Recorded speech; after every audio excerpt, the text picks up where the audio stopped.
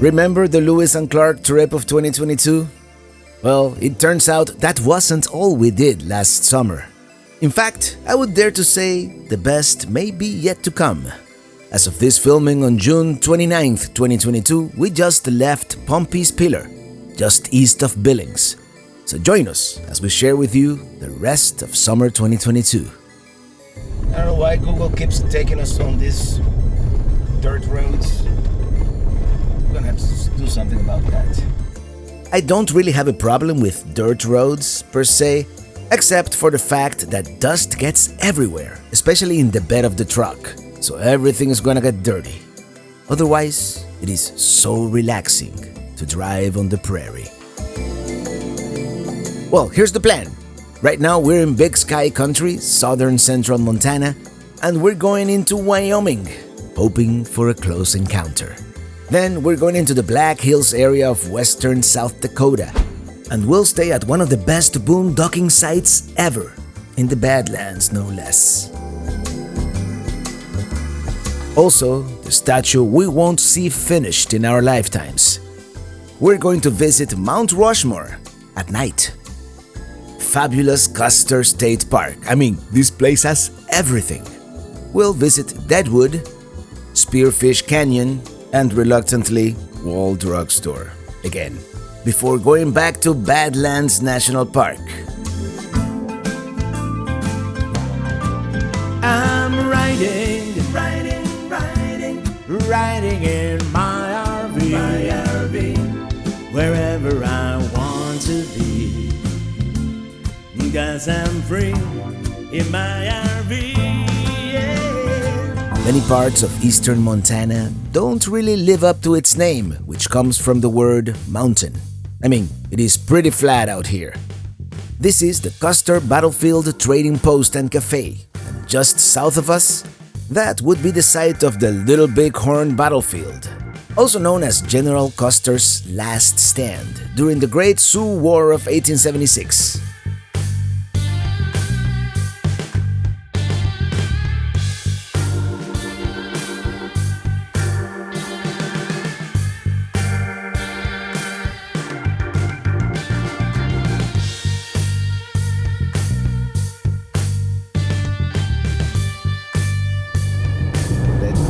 On the road. Welcome to Wyoming. Oh, thank you. Where's my sign? There's no Wyoming sign. Why? It is starting to look like the Black Hills, even though this is not it yet. But it's got the same dark evergreens. There it is. La Torre del Diablo. Devil's Tower. Like you've never seen it before.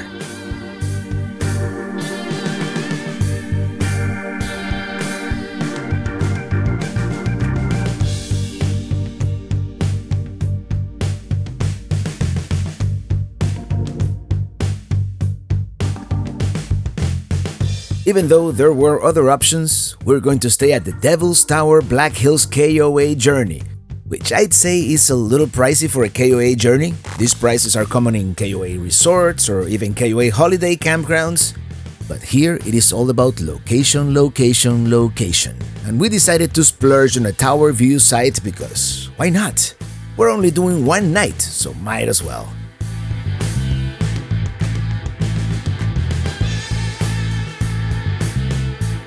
We're famished and it is about to rain, so let's go eat at this place called Devil's Tower Gulch. Well, what do you know? It is going to be dinner with the view.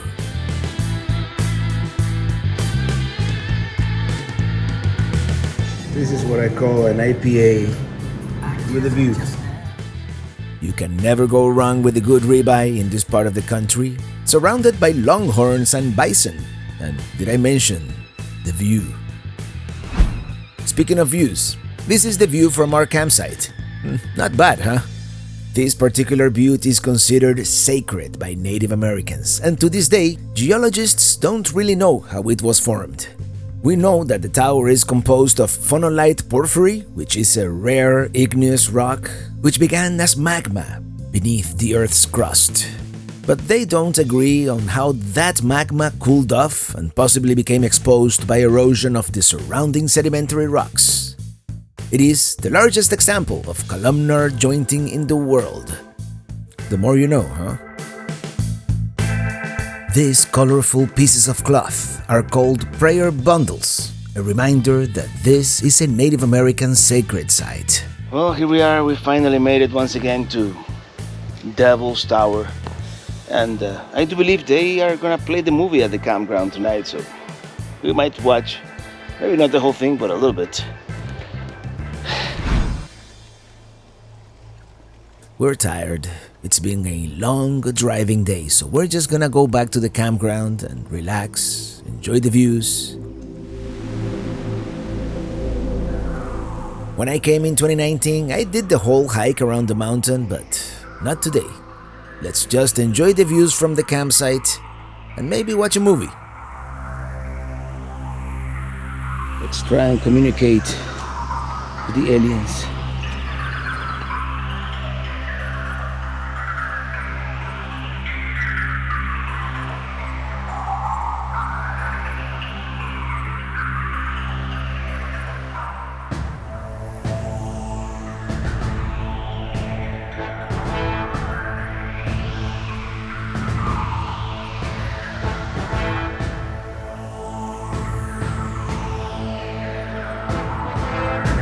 Well, yeah, every evening they play Close Encounters of the Third Kind, which seems very appropriate, since it was that movie that put Devil's Tower on the map and made it an international pop culture icon.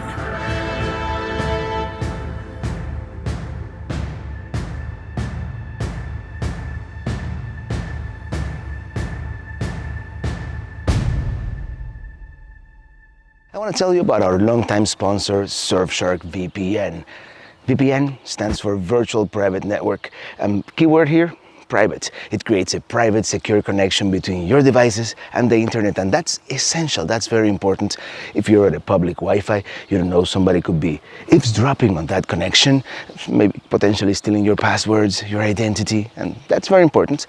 Has other features like Clean Web, which gets rid of unwanted ads, potential malware, a true incognito search for your privacy, and then, my favorite, you can change your location virtually. That's important if you want to consume content that is not available at your particular location. You can virtually teleport yourself pretty much anywhere on the globe, and that's very convenient if you wanna have a true free web experience.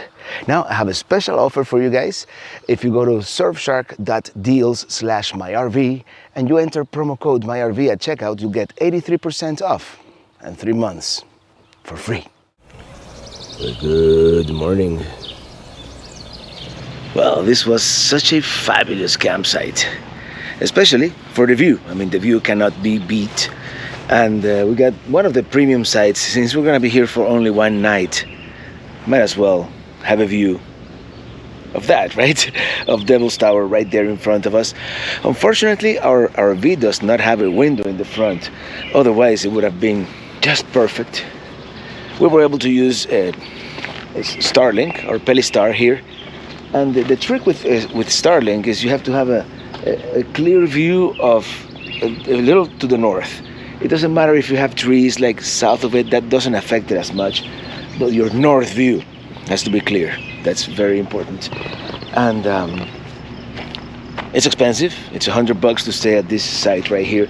And I imagine a lot of people are transient in this campground. They see people coming in and out, like our neighbors. They just stayed here one night. We're leaving in about an hour. And there's not a whole lot to do here other than Devil's Tower. So one day, 2 nights might be just enough. And it is expensive, right? What can you do? You're paying for that. And the movie that they play every night. I'm sure they have to pay rights to whoever owns the rights to that movie nowadays. And with that, we say goodbye for now to this iconic butte. This was a nice quick stop, and now we're moving farther east towards South Dakota. And this is the thing. Illy has to fly back to Miami for a few days, and Rapid City happens to be the largest airport in the area, so that's where we're going.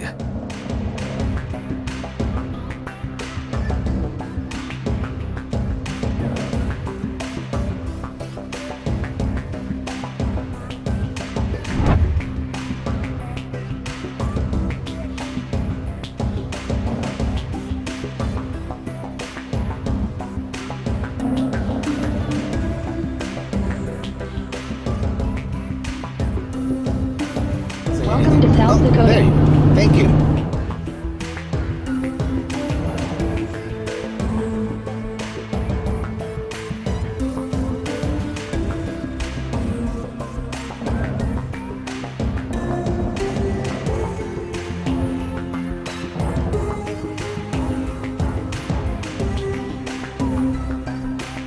We're going to stay at the KOA just because it is by far the easiest and most efficient way to book a site online, even on the same day.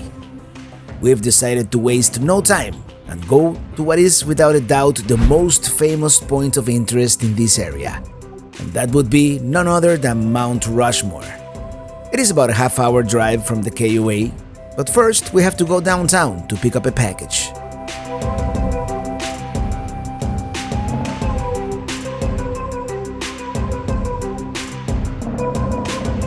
Lots of attractions along the way to Mount Rushmore, not to mention a town called Keystone. Now entering the Black Hills National Forest.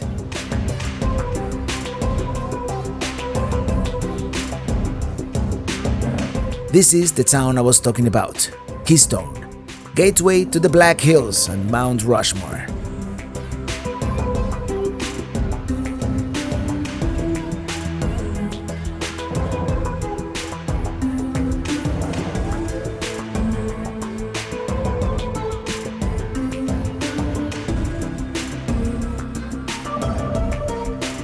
We are getting close. I can already see Washington's profile. And soon enough we'll be able to see the 4 presidents.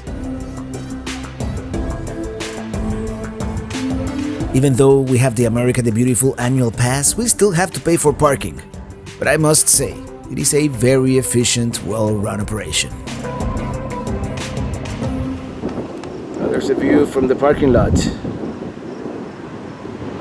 Well, let's go see the presidents.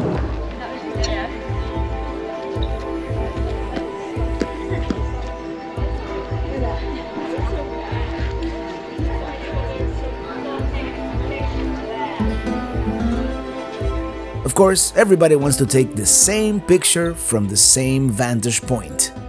But I must say, there are many good vantage points here. My favorite perhaps with all the flags.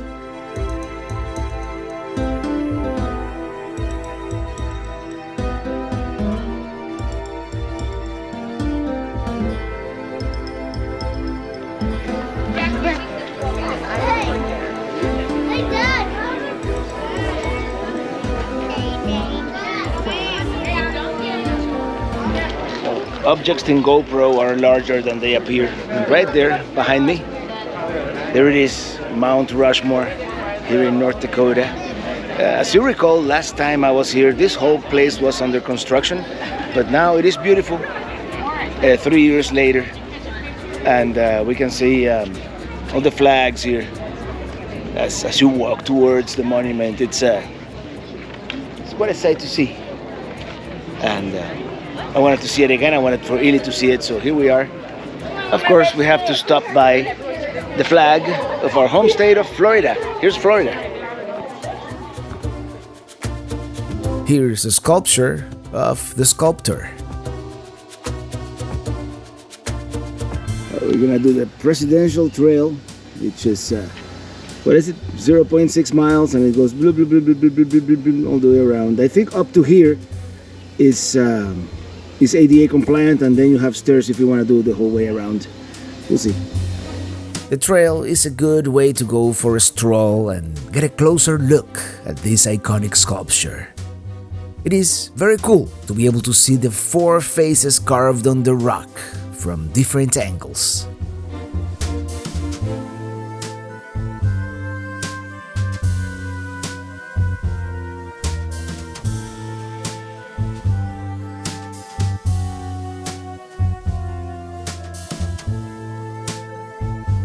They have interpretive signs for the 4 presidents depicted here: Lincoln, who presided during the Civil War and the abolition of slavery;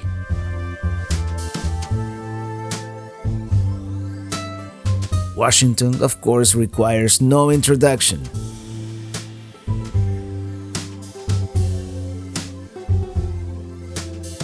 Roosevelt was the great conservationist, pretty much responsible for the National Park Service.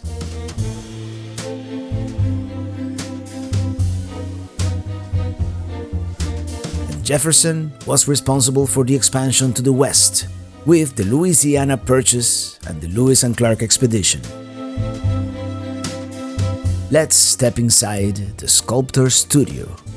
This is the place where Gutzon Borglum worked from 1939 to 1941.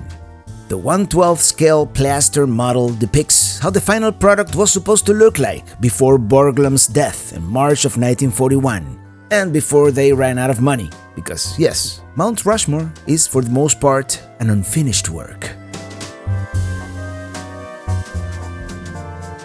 One final look from this vantage point before we climb up the stairs. And why not? Indulge me. One more time. The classic view from the entrance, with the avenue of the flags and all that. And we're leaving now, but we're going to come back in a couple of days, at night. Before we go, we're going to drive a quarter mile on this road to a pullout from where you can see a very interesting view. The profile view. I mean, if you come all the way here, you'll have to do it.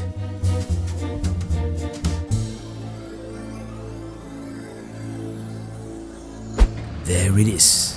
That singular profile view of George Washington. Alright, let's get back to the campground. Alright, we came back to the campground and we're making some potatoes and Montana steaks on the grill. That's gonna be so good. Oh yeah. It looks like a weather balloon. Oh no, a UFO. Looks like a planet.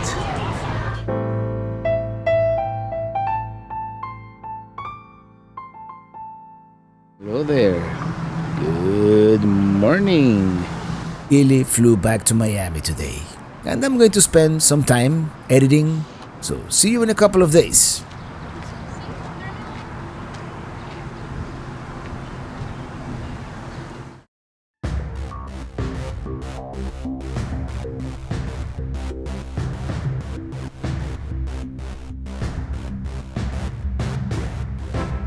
I decided to take I-90 east towards the Badlands, and I'm going to be boondocking out here for a couple of nights. This is actually a bucket list boondocking destination, believe it or not. Wait till you see it.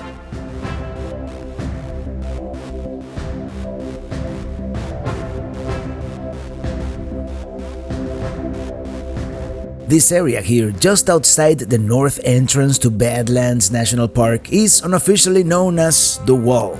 Perhaps because of its proximity to the town of Wall, South Dakota, or maybe because it is located atop this cliff that perhaps looks like a wall overlooking this valley, and depending where you park, the actual Badlands.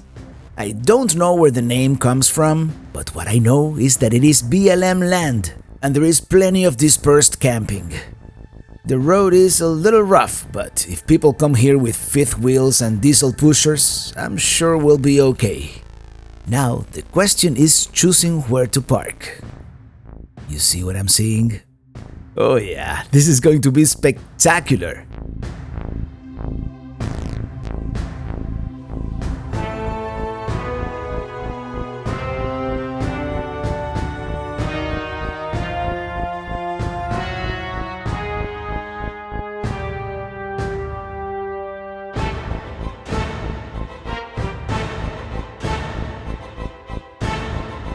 Ooh, I think this is it.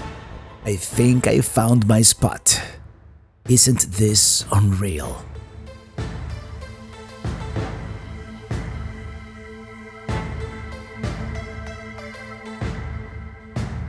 Let me make sure. I don't want to fall off the cliff. It is so windy, but check this place out. I mean, I don't know if I'm gonna stay exactly at this spot, but I mean, look at that view. We're here on this outcropping here, and there's even like a trail going down there. I don't know exactly Perhaps I'm too close to these people here, but other than that, the view is amazing. I'm gonna walk that way a little bit, see if there's a better site, but for now, we're calling this one.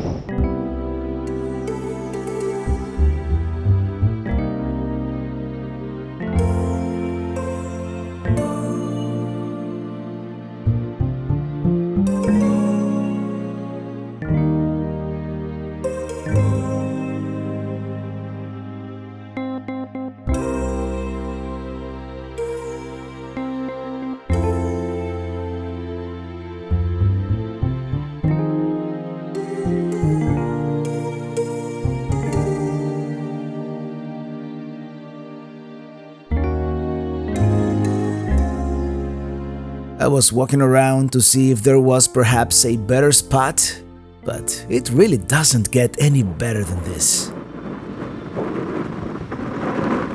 It is time for another RV cooking show, and I'm going to chop an onion, and I've got some baby bella mushrooms that are about to go bad, and I'm gonna whisk 2 eggs, a little bit of salt,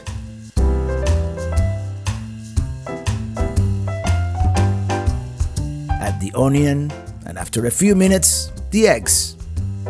More salt and pepper, move it around, and a slice of Velveeta cheese for good measure. I wish I had Swiss or Gouda or even cheddar, but this is all I've got. After it melts, we'll call it brunch.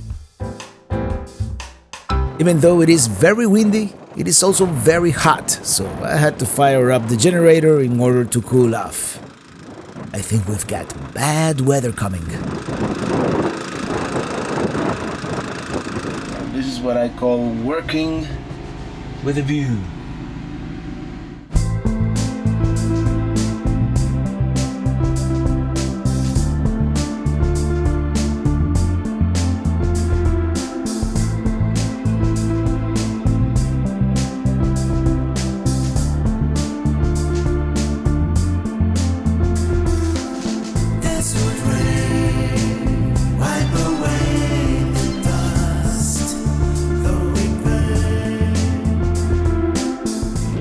I'll be honest, it hasn't been a very productive day because I've been, distracted by the scenery and the storms, and it's such a privilege to be here, witnessing this marvel of nature. It's too bad I had to turn on the generator because it's coming. That storm is coming for sure. Let me get back inside.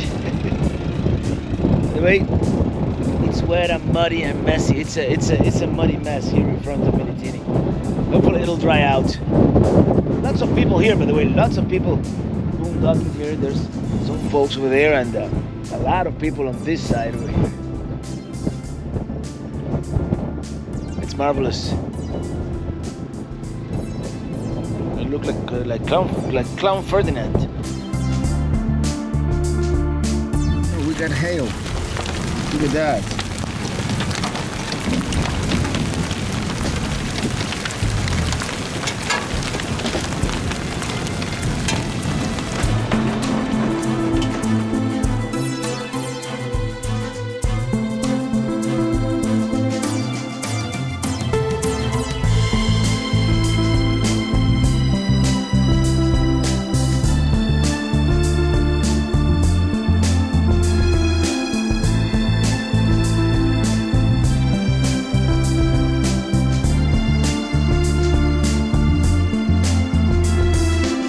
It is amazing how the striking change in light can make this barren landscape look completely different from one minute to the next.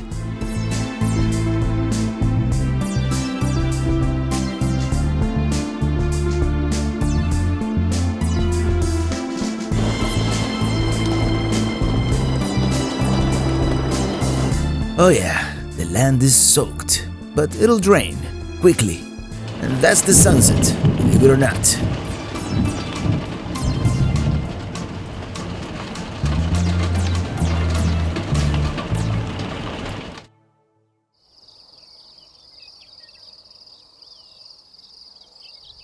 It is another quiet morning at the wall.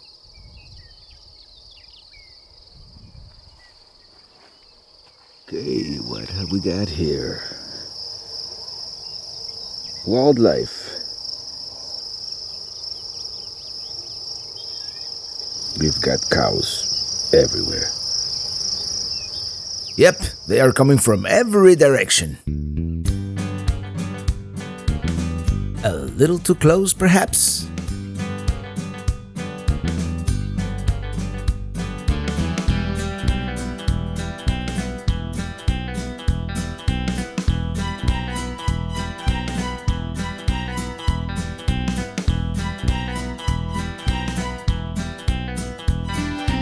Well, the cows left, and the wind has died down, so let's see all this from a different perspective.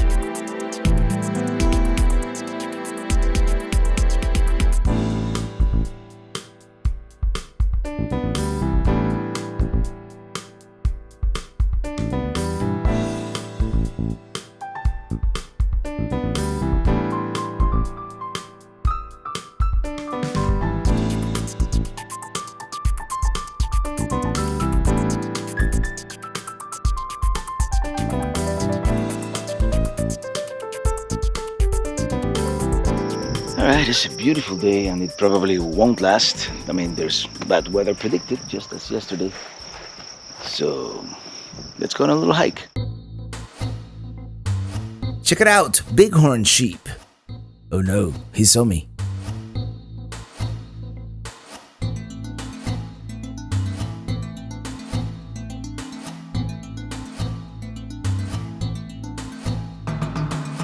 Let me tell you, aside from the atmosphere being M-class, this is like a different planet. This is another nice campsite. You know, I'm walking the road and seeing what else there is. This is not a bad campsite right here. Although I kind of like mine. I think I'm gonna stay another night there. Maybe I'll move a little farther away from the precipice, like here, you know. But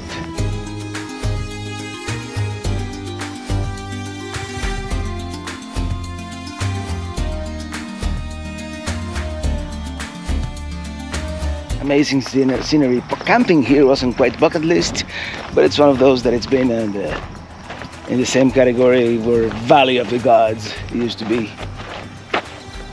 It's a lot more crowded than I expected. By the way, this would be a great campsite if it wasn't so off level. I'm gonna keep going a little more. I've walked about a mile. And ooh, look at that drop. If I walk a little farther, we might be able to see Minnie 3 on one of those ridges over there. So let's keep going.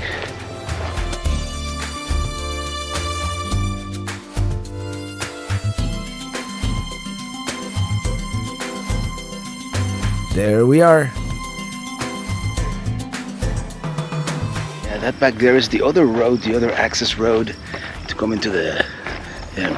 this, by the way, is Forest Service land. I thought it was BLM, but it's Forest Service. And that seems to be the end over there. Those are probably the best campsites because you get a view of the pinnacles from here. Let me see if I can get close enough. I don't want to, get into anybody's campsite, but... And Minnie somewhere back there. Actually, I don't think you can see it from here.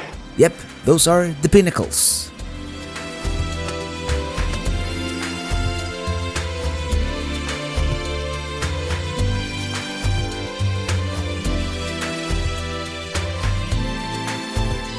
There's of course Minnie 3 once again, our 2108 DS Flex. And if we pan left, we can even see a little bit of Wall, South Dakota. And the cows have moved. And my neighbor spotted a coyote. He's pretty big.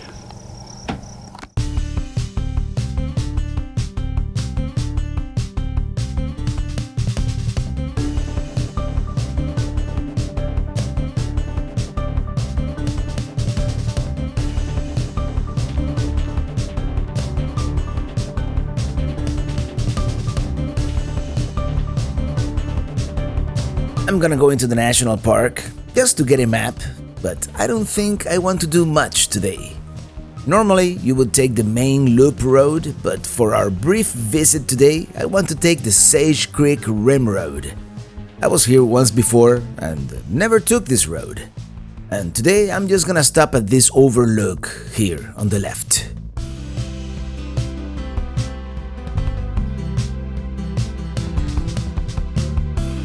What an incredible place. We will explore a little more tomorrow. And then in a couple of days, when Ely returns from Miami, we're gonna do the loop road for sure. But right now, I'm just gonna go back and relax, enjoy this amazing dispersed camping.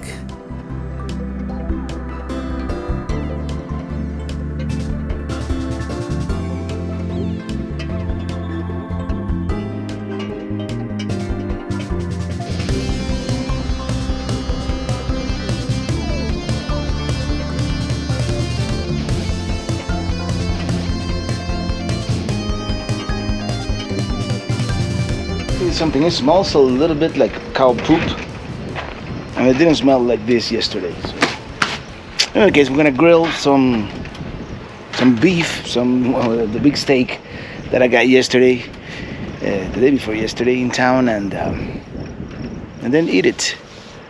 Yeah, I decided against going into the national park today. I got the map. I'm gonna do some research because I do want to do at least a hike, or at least do the drive tomorrow morning when it is not too hot. Yeah, still not quite up to temperature here because it is kind of windy.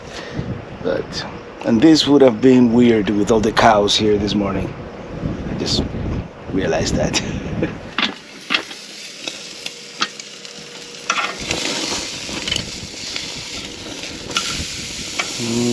Look at that. Can you say moo? As we approach magic hour, the winds are really picking up again.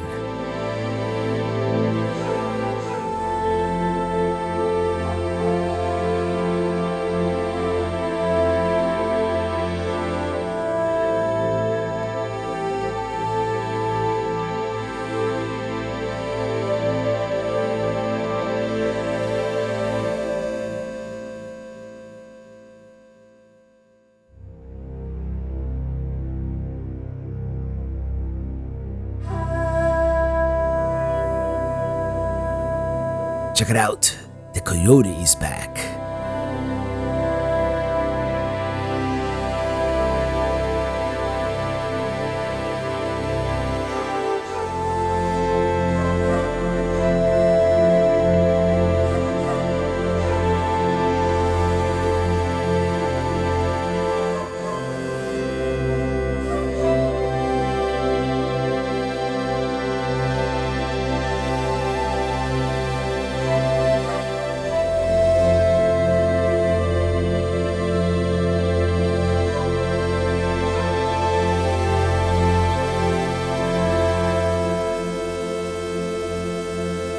Good morning.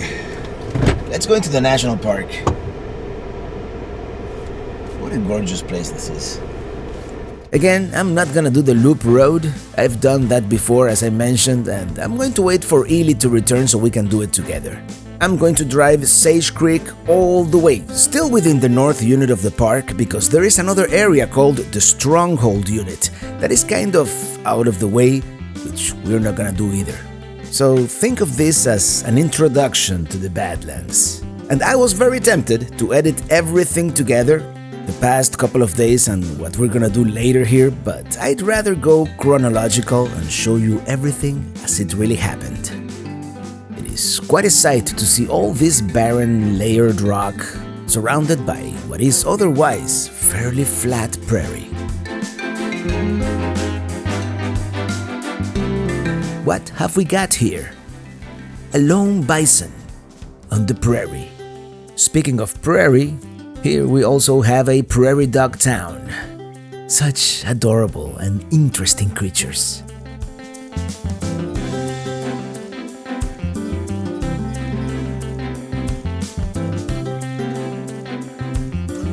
I didn't know there was a prairie dog town named after me.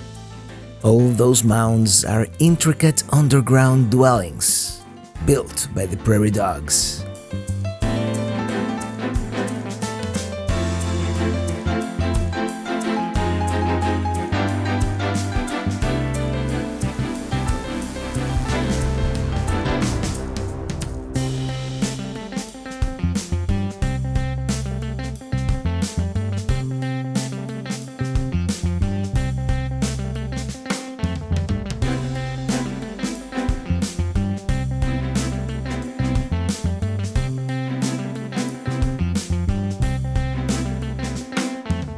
This is the Sage Creek Campground.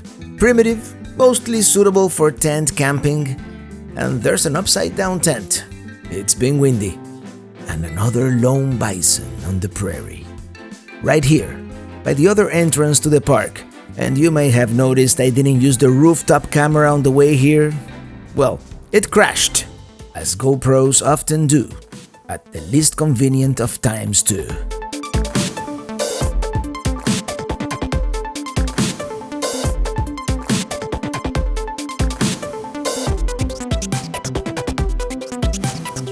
I'm glad they are grading and maintaining all these roads.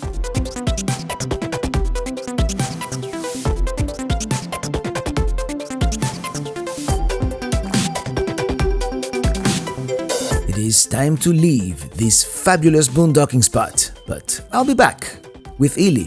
In fact, she's flying back in 2 days, so I'm gonna go back to Rapid City, perhaps get a haircut, so we continue exploring both the Black Hills and the Badlands again.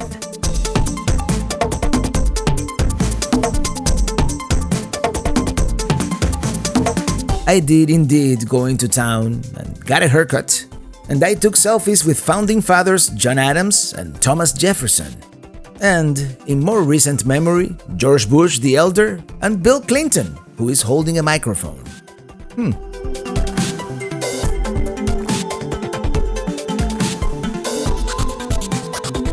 This is one of the most resorty KOA resorts I've ever stayed at.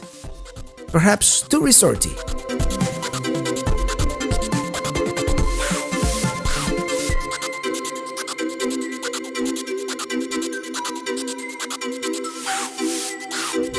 Of course, when I start recording, someone comes in making noise.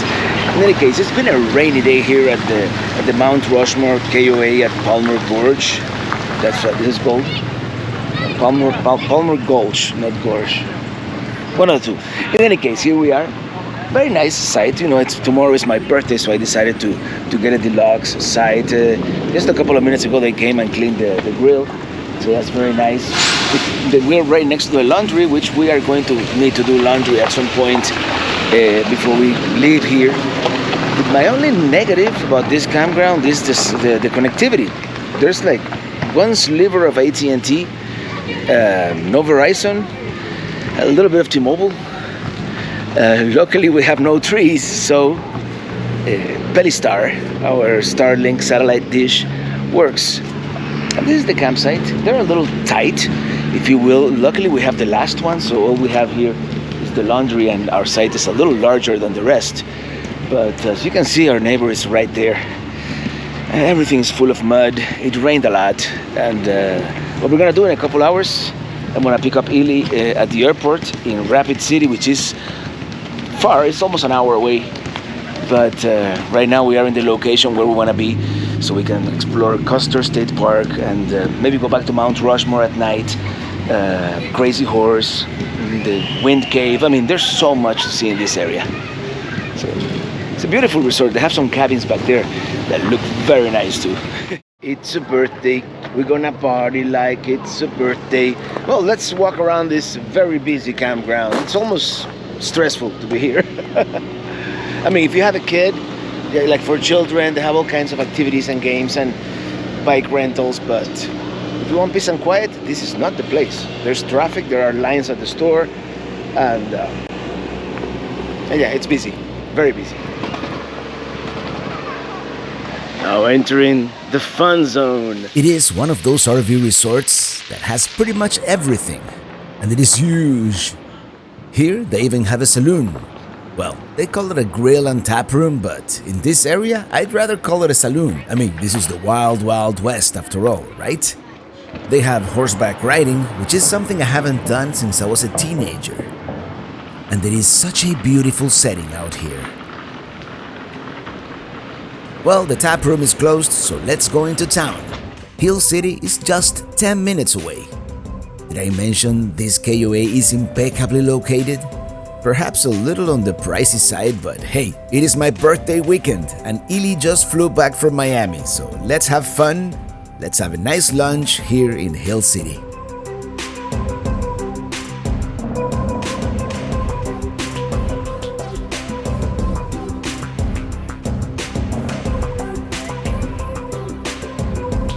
Busy little town. Let's go to the Alpine Inn.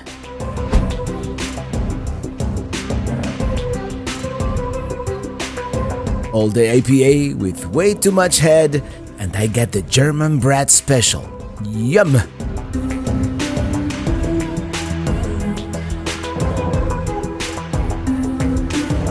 Now we can continue exploring, so after a quick nap at the campground, here we are at Crazy Horse.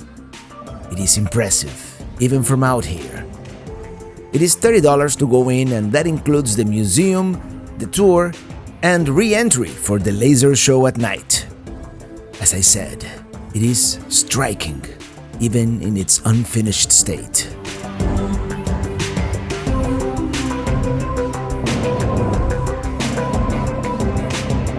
Before taking the bus, let's go inside the museum because they are performing the Native American hoop dance, and they only do it seasonally at certain times of the day, and the museum actually seems very nice. Lots of Native American art and artifacts.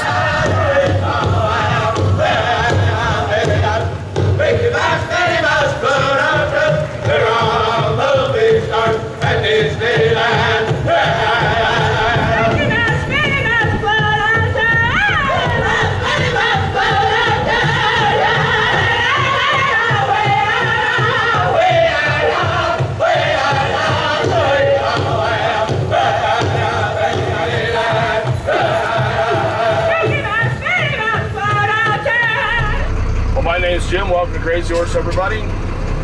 Construction on the monument began in 1948, and it is far from completion. And if they ever finish it, it will become the world's second largest statue.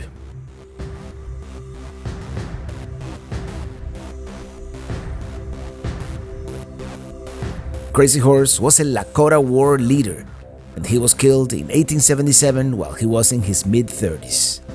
Here we stop to get a closer look and to get a lecture about the history and everything that is involved creating a statue of this magnitude.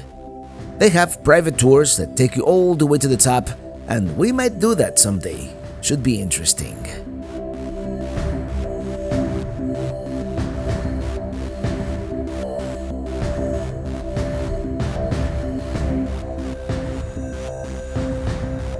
let's go back to the museum so we can explore at leisure.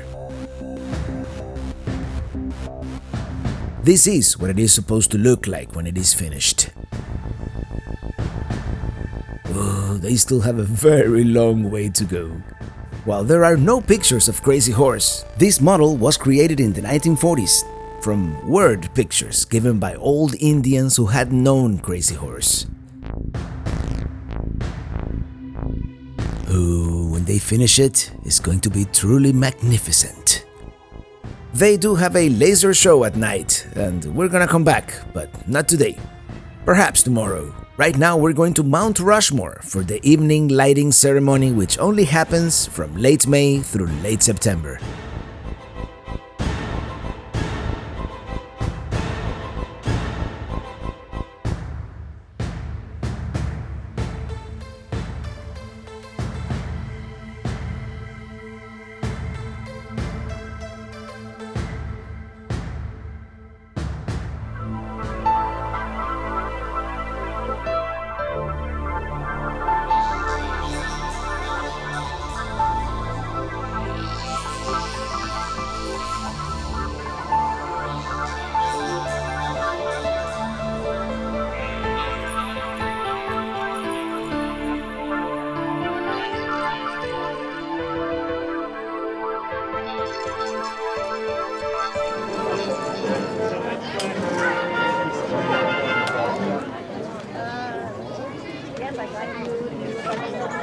Welcome again, everybody. These are going to be some short announcements. I gotta say, the National Park Service could do a little better with audio, and people could be a little more respectful, but hey, it is what it is. Now they are going to show a movie, and I think after that, they light up the statue.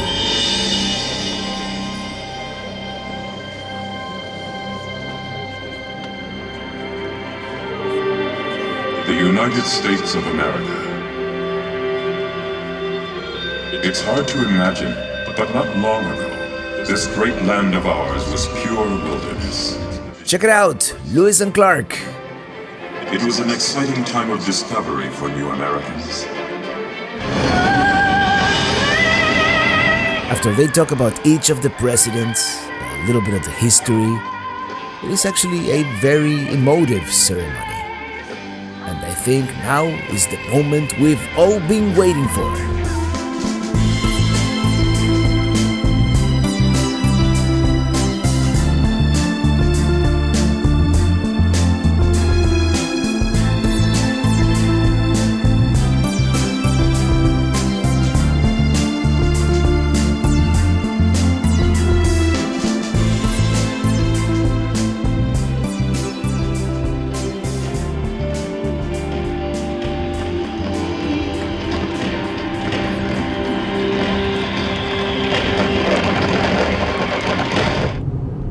There it is, Washington's profile.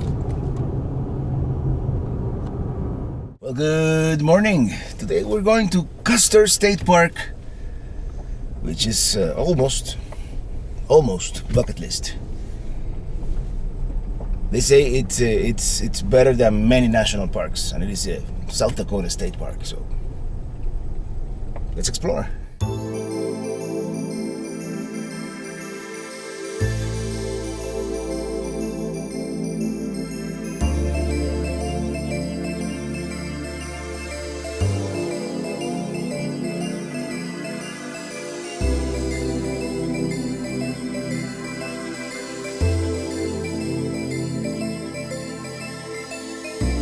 Entrance to Custer State Park is $20 and it's good for up to 7 days. And they also have an annual pass. This is a huge park with several loop roads and scenic drives. And the first one we're going to do is the Wildlife Loop Road. I'm super excited to visit this park. I've heard so many great things.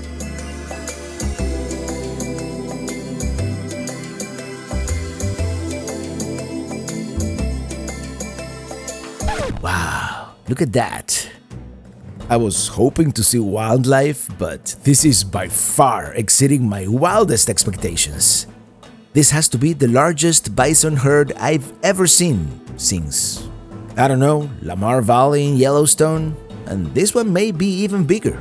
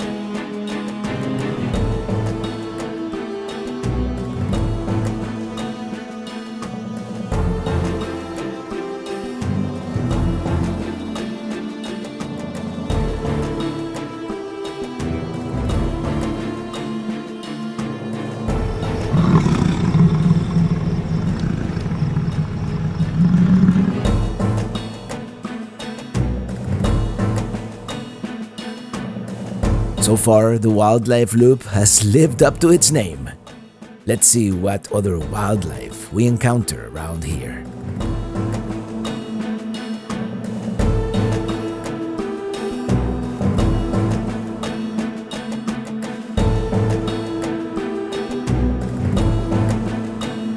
I guess patience is a virtue, huh? Really, dude? I know you have the right of way and you are a fascinating creature, but at some point, I'd like to see your other neighbors.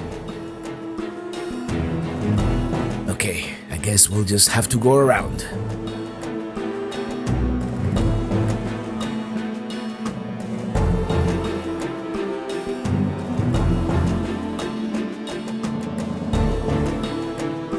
Well, check it out, Prairie Dog Town.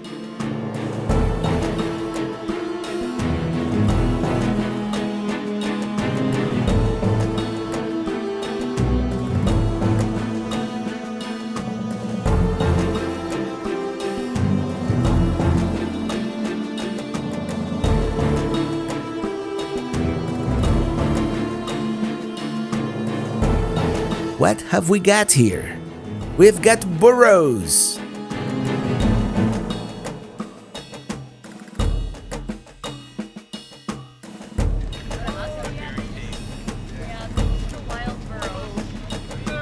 These wild donkeys have earned the nickname of begging burros because they've become famous for approaching vehicles and expecting food. They are the only animals you're allowed to feed in Custer State Park. Well, here we are hanging out in the middle of the road with all these friendly burros here. Hello there.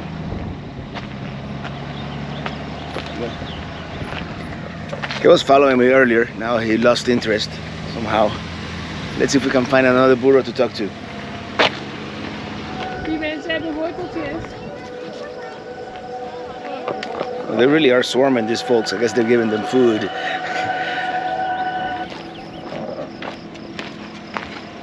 Hello, fella. Don't have any food. Sorry. Food is that way.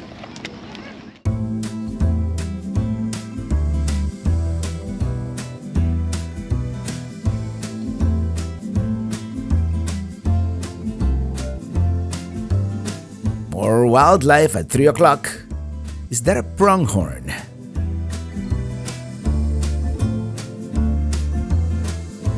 It's coming our way. Maybe people have been feeding them. And this one is behind the fence, presumably looking for his friend.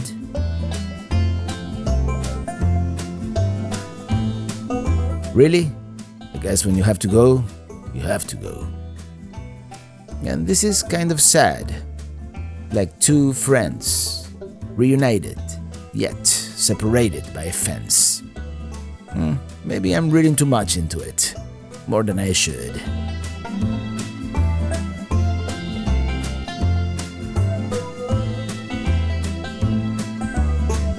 And here we have a lone bison.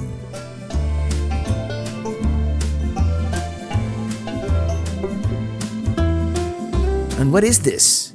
Are those elk? Let me tell you, so far, Custer State Park has not disappointed.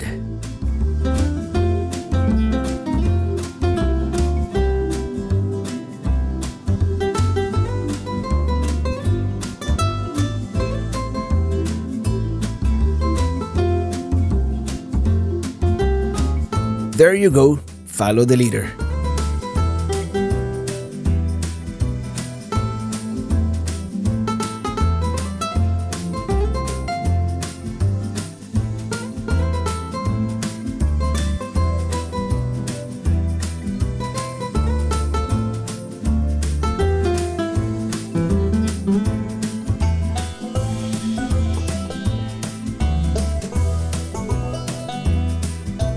Let's stop by the visitor center.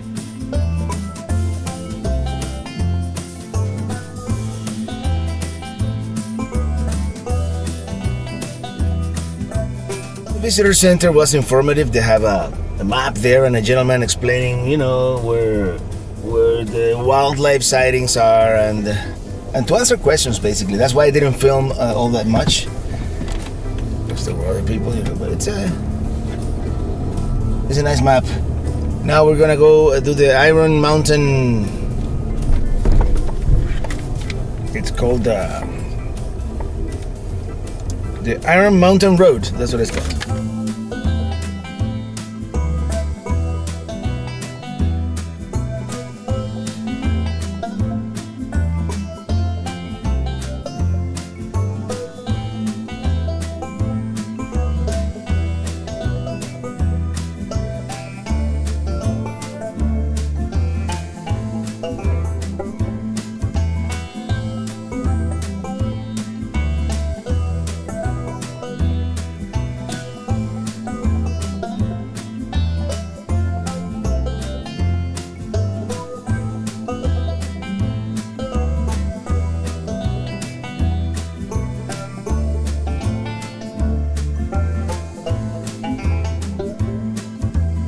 Entering the Black Hills National Forest. I think now's when the road gets interesting. We have some narrow tunnels coming up. Check it out, Mount Rushmore. It seems to me they could fit a few more presidents on that rock. What do you think?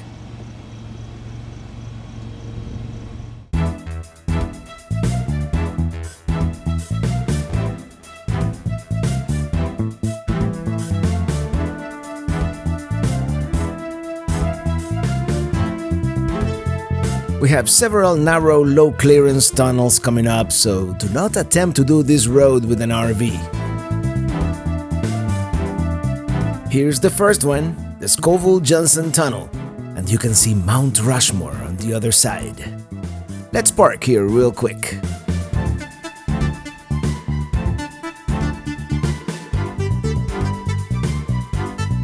I'm sure this is one of many Mount Rushmore views we're gonna have on this road.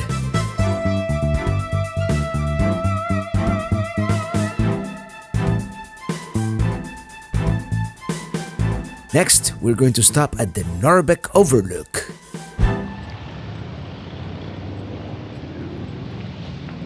Let's check out the scenic view here.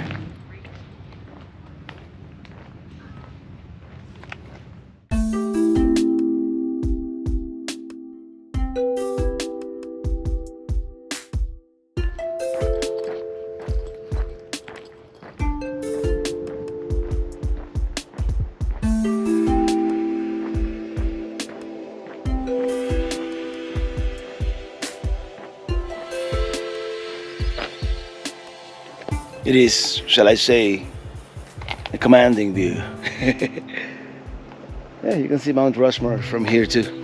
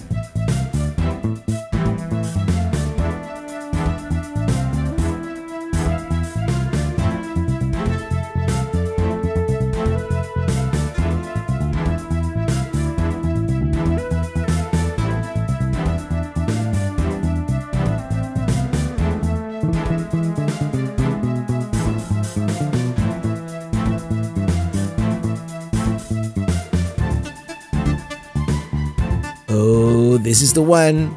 This is the one that frames it perfectly.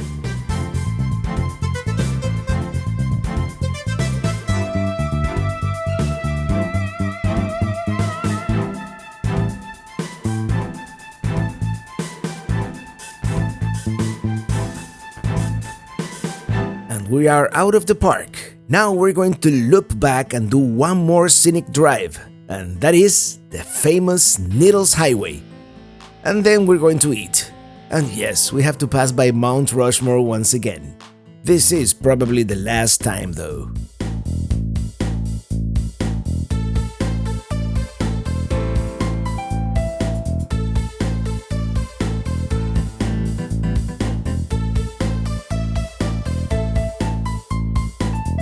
One last time, the profile.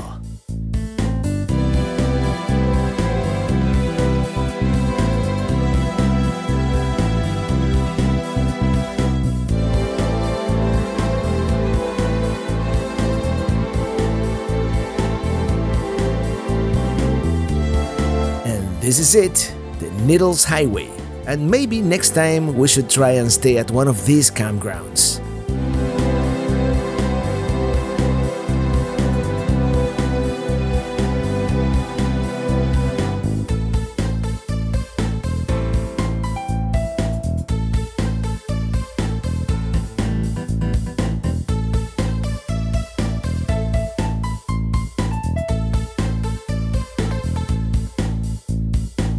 Let's check out Sylvan Lake here, and it seems to be super busy, as it would be on a hot Saturday afternoon. Maybe we should come back tomorrow morning. Lots of people picnicking and swimming, tubing, kayaking, and there's a trail that we want to do that goes around the lake, so we're definitely coming back tomorrow, first thing in the morning.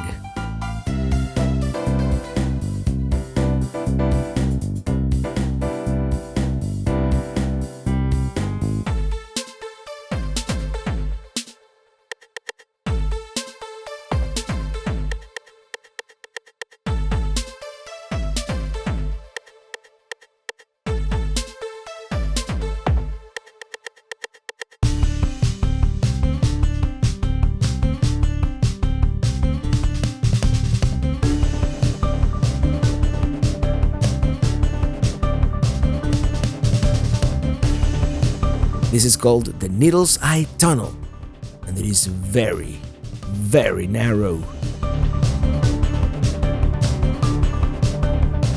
Yeah, parking skills are very much overrated.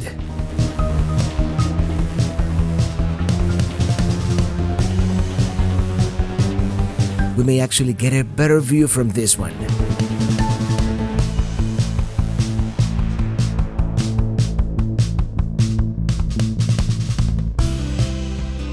There it is. That's the tunnel from this side. Now we have a traffic jam because people want to take pictures, you know, as you do.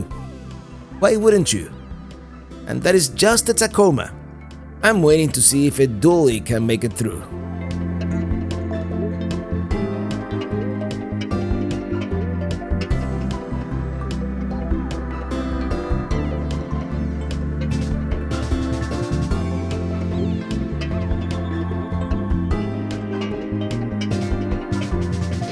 Aren't these like the most amazing pinnacles? And there are several trails in the area, but we're not gonna do them this time around.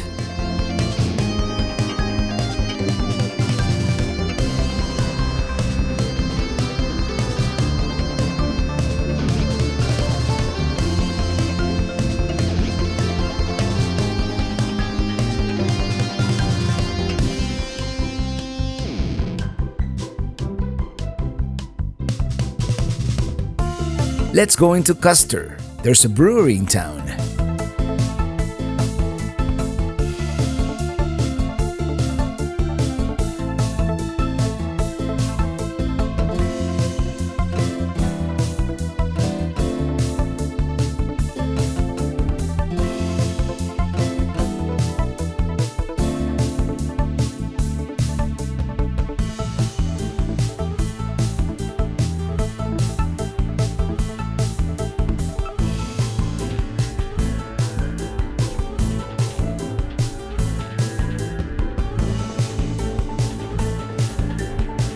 here we are. It is called Mount Rushmore Brewing Company.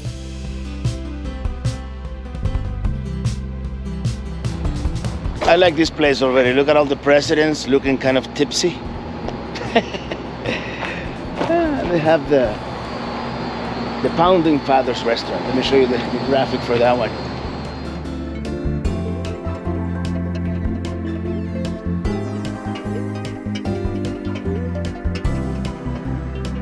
We decided not to eat at the brewery and instead we're going to grill some burgers. And then tonight we're going to the Crazy Horse Laser Show.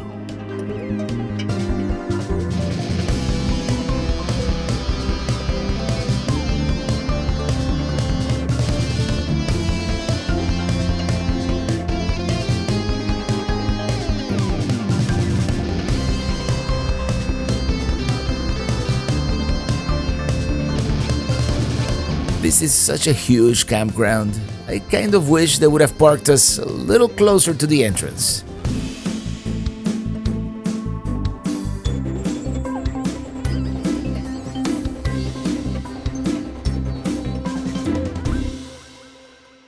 This is the grill provided by the campground. Let's see if it's any good. I don't feel like taking out my Weber, so how does this work?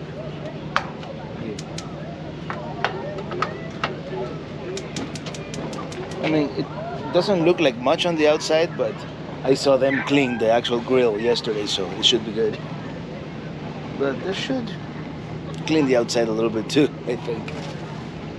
By the way, that pool, if it wasn't for all the kids, it's the madhouse. It just looks very inviting.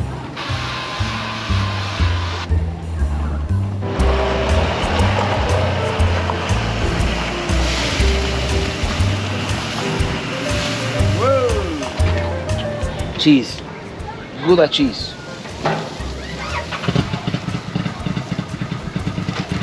Soon to be melted Gouda cheese. That's it, just a little barbecue sauce from Cincinnati and I'm gonna have it plain.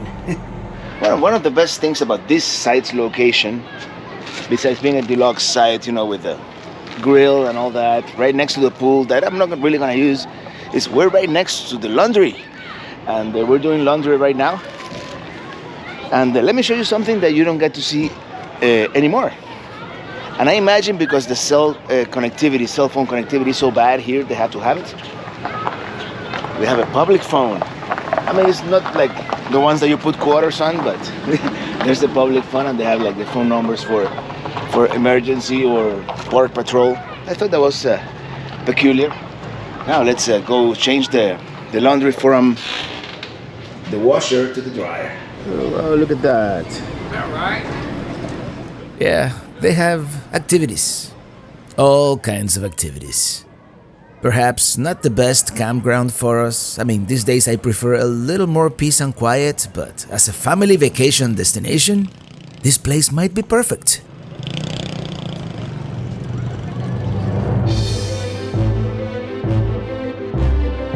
Let's go back to Crazy Horse.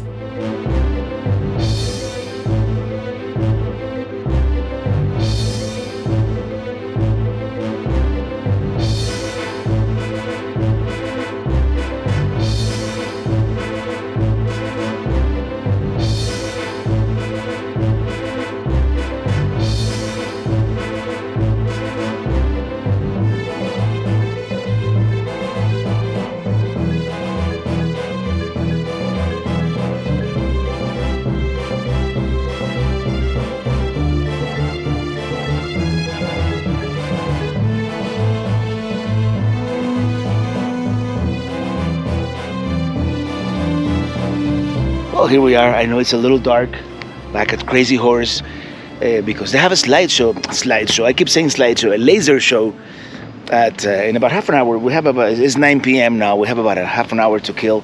So we're going to go into the museum again since yesterday was a little rushed. But it's like a drive-in theater. You park here, or you can do it at the terrace in there too. You park in here and then you see the laser show. Should be cool. Let's just walk around the museum a little bit. Since yesterday we were kind of rushed, we didn't get to see all that much.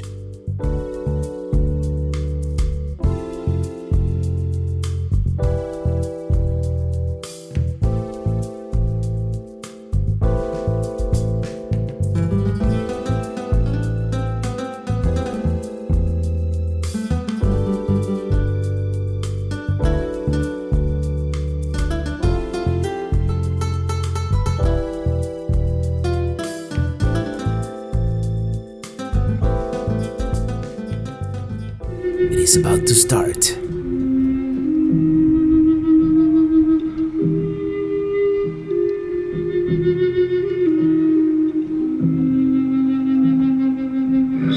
With legends in light. Because of the way laser interacts with the camera's shutter, and because it is pretty dim, let's be honest, video doesn't really do it justice.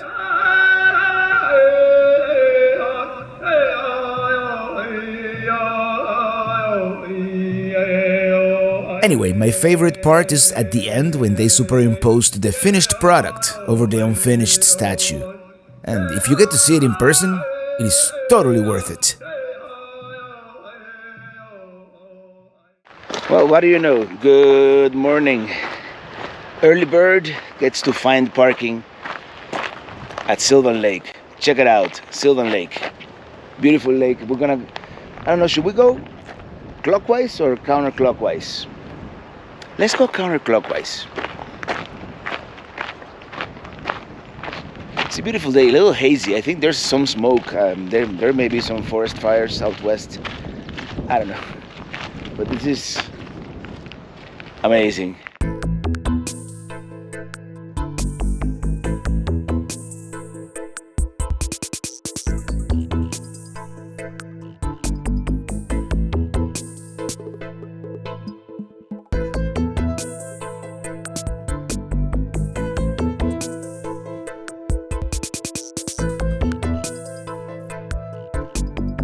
Do you think they left all this stuff here because they're coming back today? Let's explore this rock right here. Oh, look at that.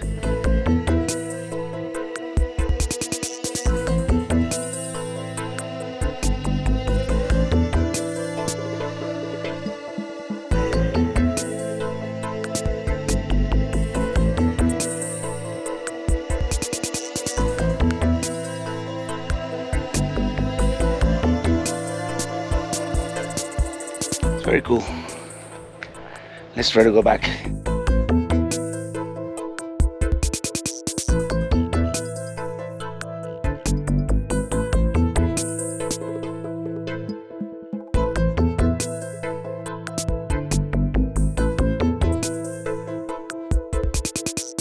By the way, doesn't this diffused morning light look amazing?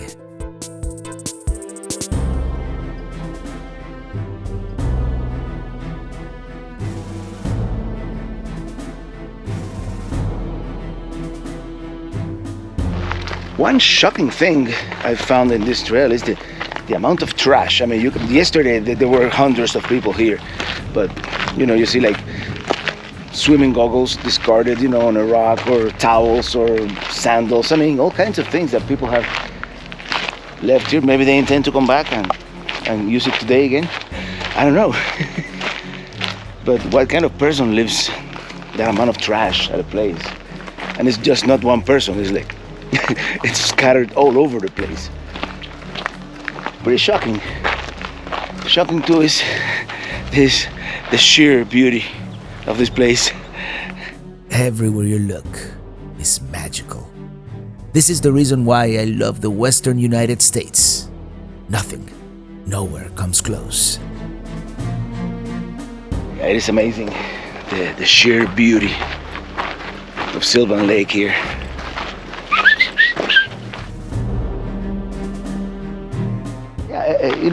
Everything looks different, from a different angle. So it's definitely a must-do hike if you come to Custer State Park. And it seems pretty easy, although I do believe we may have gone off trail here. Well, there you go. We have very faded blue blazes, so I guess we must follow those.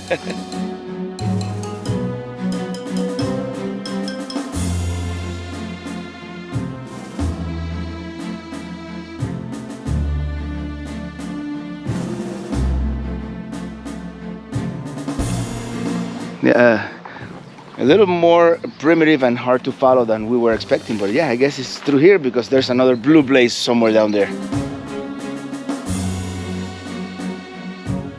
Everywhere you look, it is beautiful.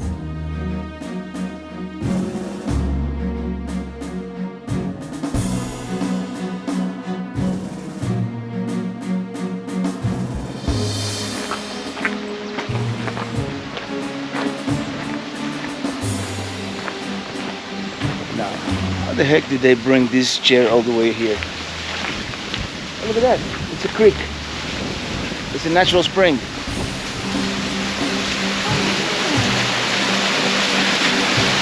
Actually, it is a waterfall draining from the lake.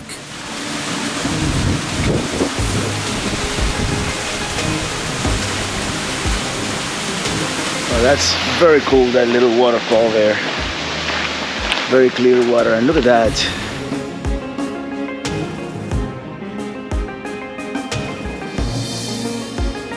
And all this time I thought this was a naturally occurring lake. Well, I'll be darned, there's a dam.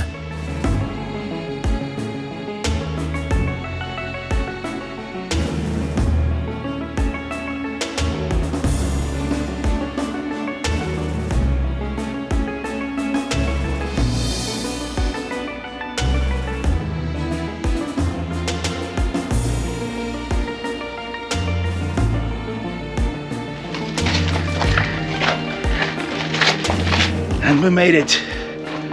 Oh wow, look at that view.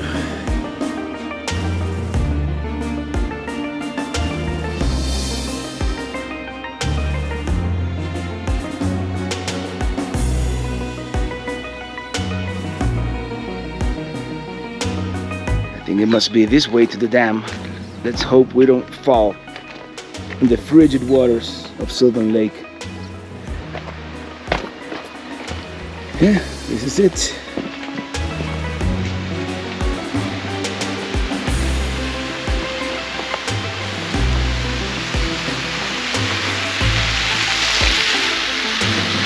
I was gonna make a joke, but I'm not gonna.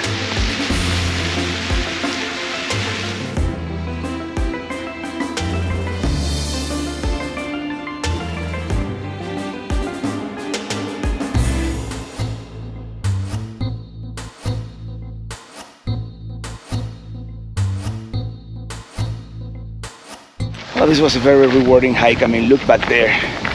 It's, I mean, we're not done yet, but I definitely recommend it.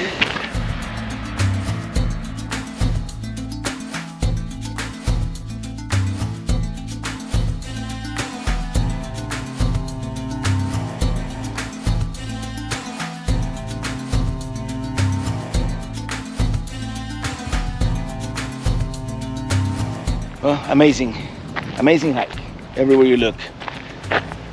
Sylvan Lake, totally worth it. We're getting close to the parking lot now. And we are so close that might as well do the eye of the needle one more time. Not once, but twice.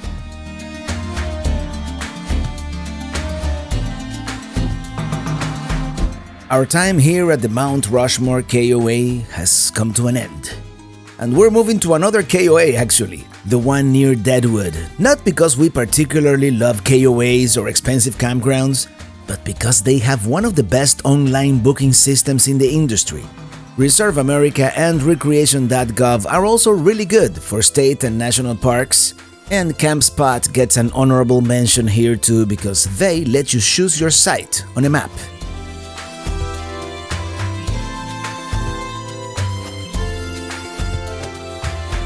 Before we get to the KOA, we're going to visit a point of interest that I wanted to see when I was here in 2019, but didn't have the time.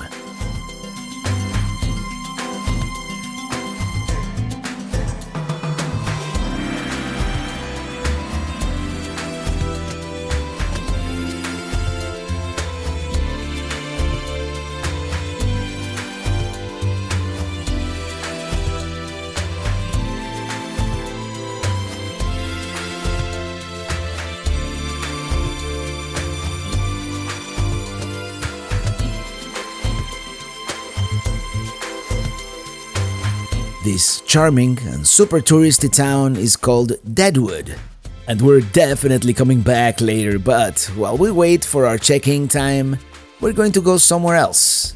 By the way, the Wild West town of Deadwood was founded in 1876 when prospectors came across a gulch full of dead trees and a creek full of gold.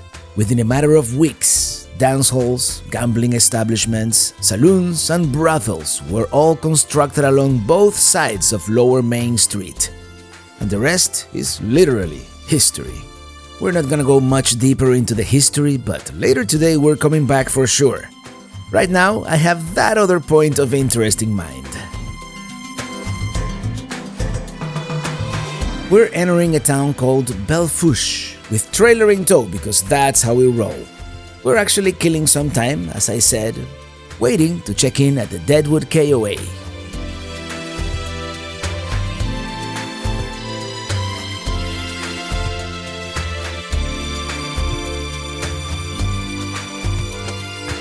This is it.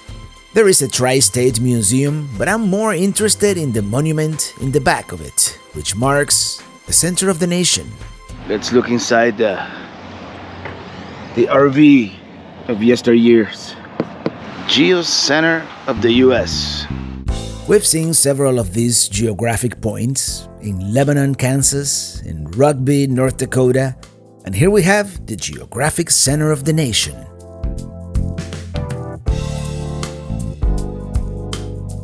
Well, here we are. We've made it to the geographic center of the nation.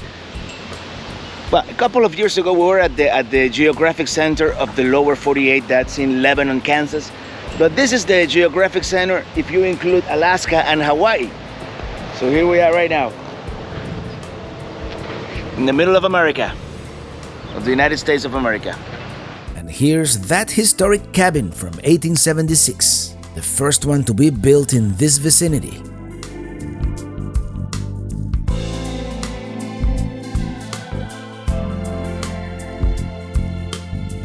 Let's go check in at the campground and then explore Deadwood and neighboring Lead as well. And here we are.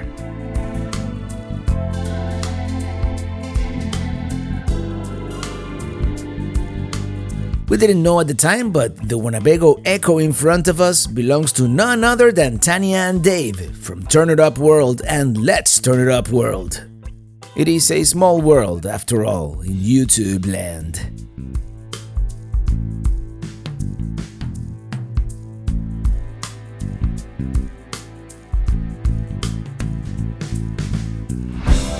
The KOA is more or less equidistant between the towns of Lead and Deadwood, so let's check out Lead first.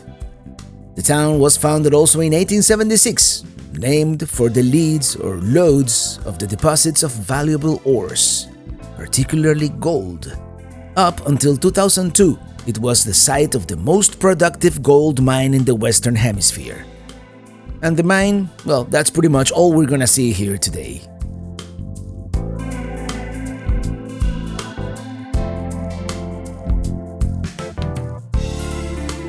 Here's the mine on the left. Let's see if we can get at least a glimpse.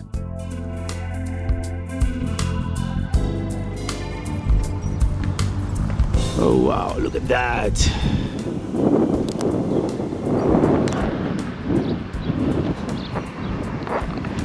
Oh, that's a huge hole in the ground. Let me see if we can get a better view. And then we're going to Deadwood. It's a 1 mile trail. Part of me wants to do the whole 1 mile trail, but another part of me is getting hungry and thirsty and wants to get something to eat at Deadwood. Maybe not just to eat. Deadwood seems to be a fun town and much livelier than this one, at least today. Well, this is as far as we're gonna go today.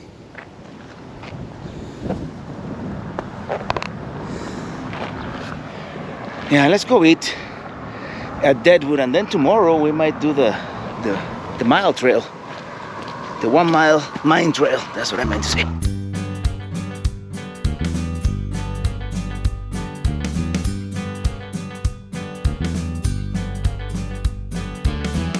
Well, we decided to park at the garage.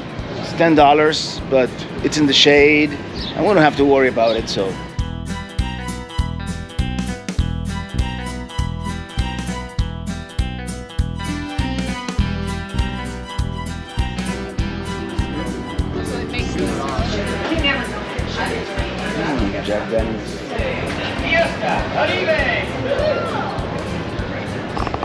Did I hear fiesta? Well, we were gonna do a whiskey tasting, but we decided against it.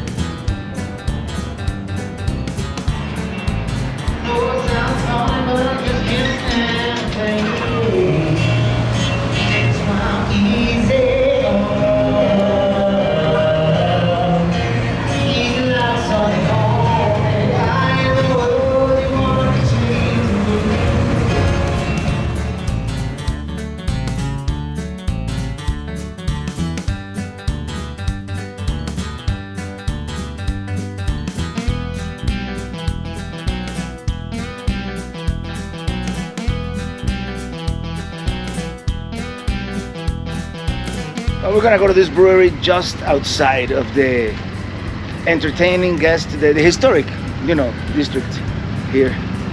And it's right there, I believe. What I meant to say, it is not on the main drag.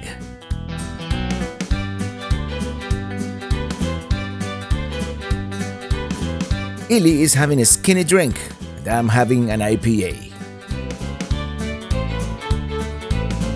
Beer was good, now let's go back.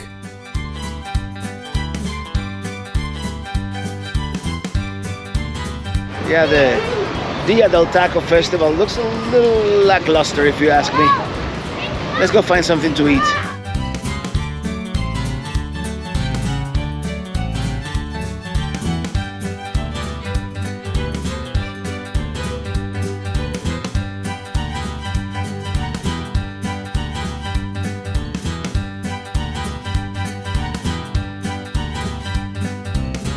Beer cheese soup. That was surprisingly delicious. And the big South Dakota ribeye. And they're still going at it at the Dia del Taco Festival.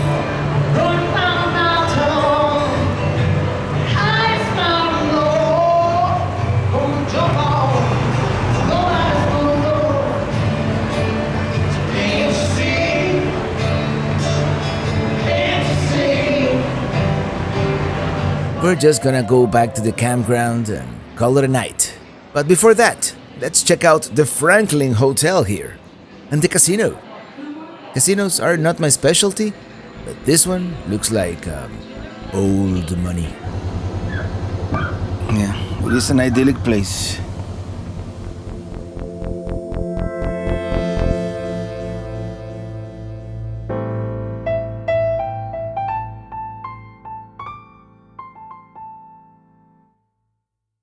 Well, good afternoon, that is. We've been working all morning and now we're going to Spearfish Canyon.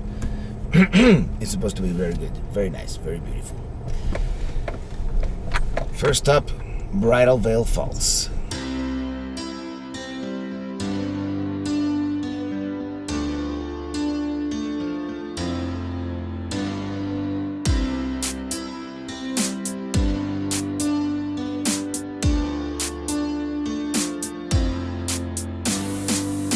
We're entering the canyon, and the main thing to do here is to see 3 waterfalls and just enjoy the natural beauty of the scenic byway.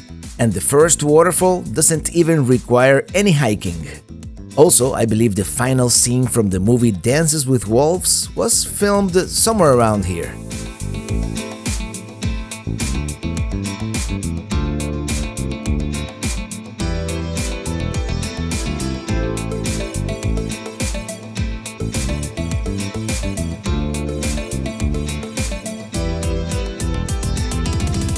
Here's the first waterfall, Bridal Veil Falls.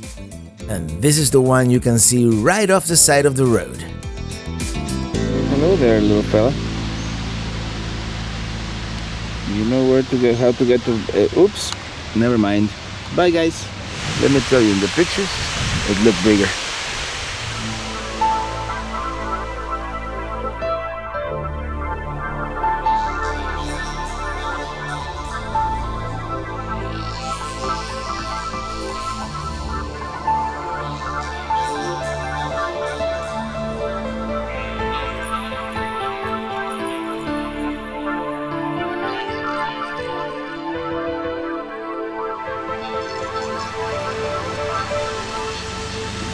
let's continue.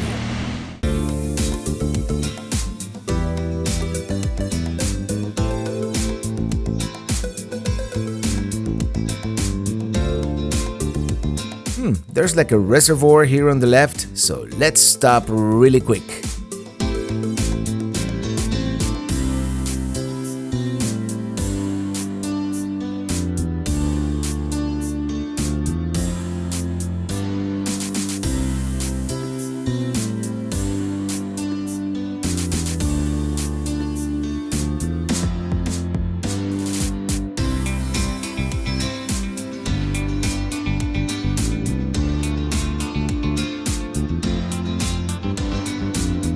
Here we have the Spearfish Canyon Lodge, and this on the left, the Latch String Restaurant.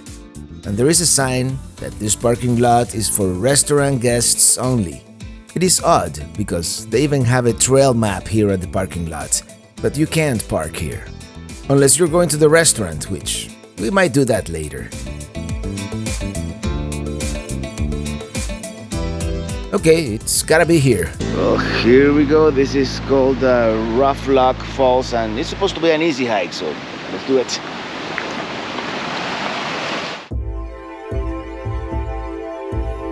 Let's see what this is. Apparently, this goes towards the dam.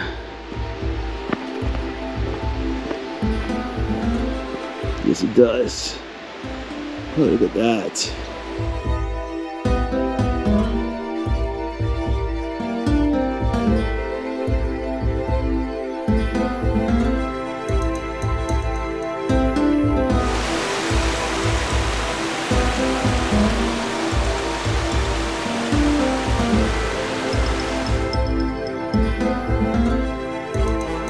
This is amazing. Now let's get back on the trail.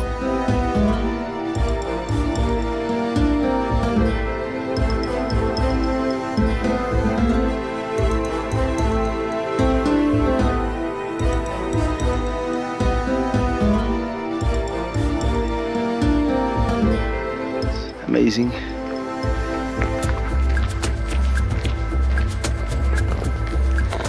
What a beautiful place this is. And by the way, we're having perfect hiking weather today. I don't know what the temperature is exactly because we don't really have much of a cell phone signal here. But it's probably high 60s.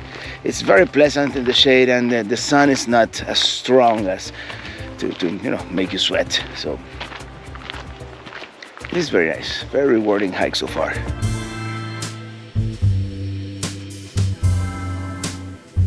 We must be getting close to the waterfall. The creek. And this would be Roughlock Falls.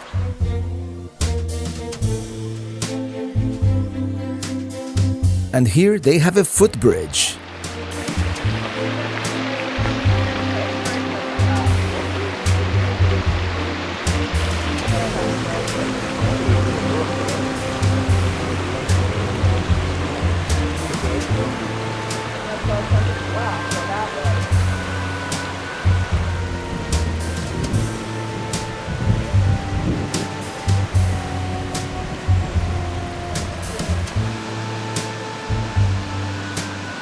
Fish in a penny. Whoops.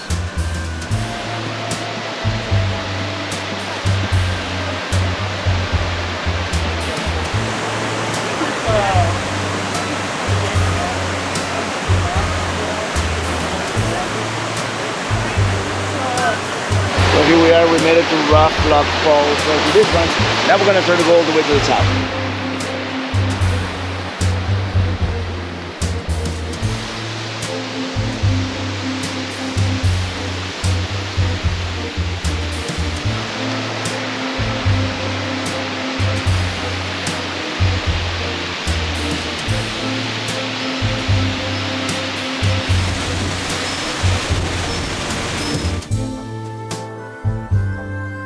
By the way, if you don't feel like doing the whole hike, there's a parking lot and a picnic area very close to the falls. What a place, huh? It's beautiful out here.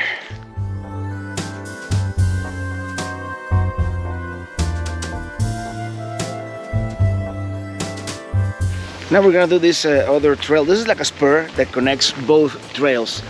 The one we just did, and now we're gonna do Spearfish Falls, which is a shorter trail. It's supposed to be a little more strenuous, but we'll see.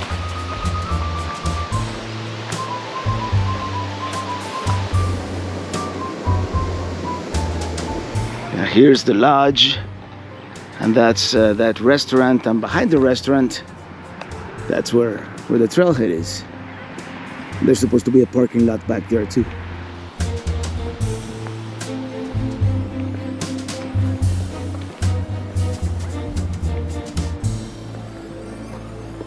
Okay, so here we are. We're gonna go down, cross the footbridge, and then an observation deck. Easy peasy.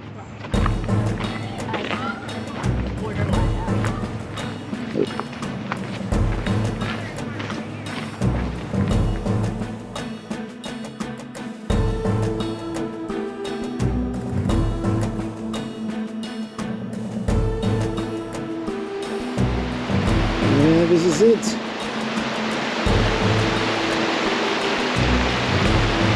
Wow.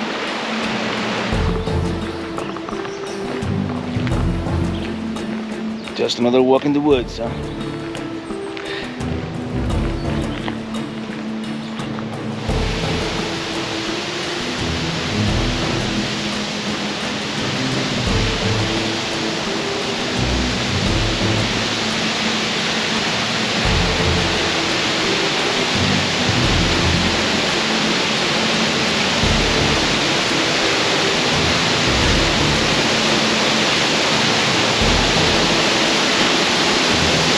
Oh yeah, that's pretty epic.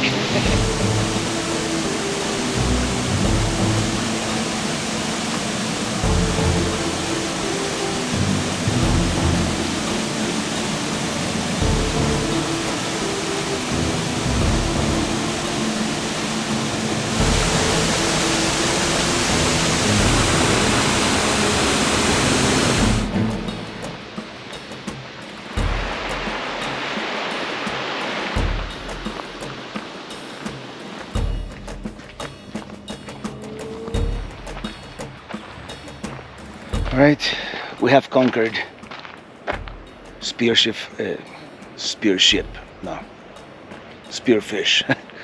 Falls. This is the Spearfish Canyon Lodge. Beautiful setting. Let's check it out.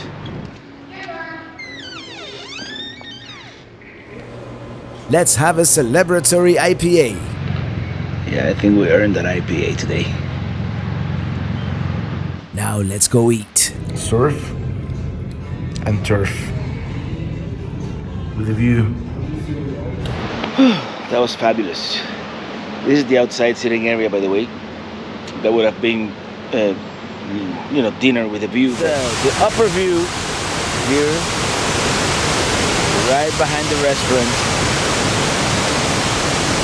So we were standing down there just a few minutes ago. Look at that.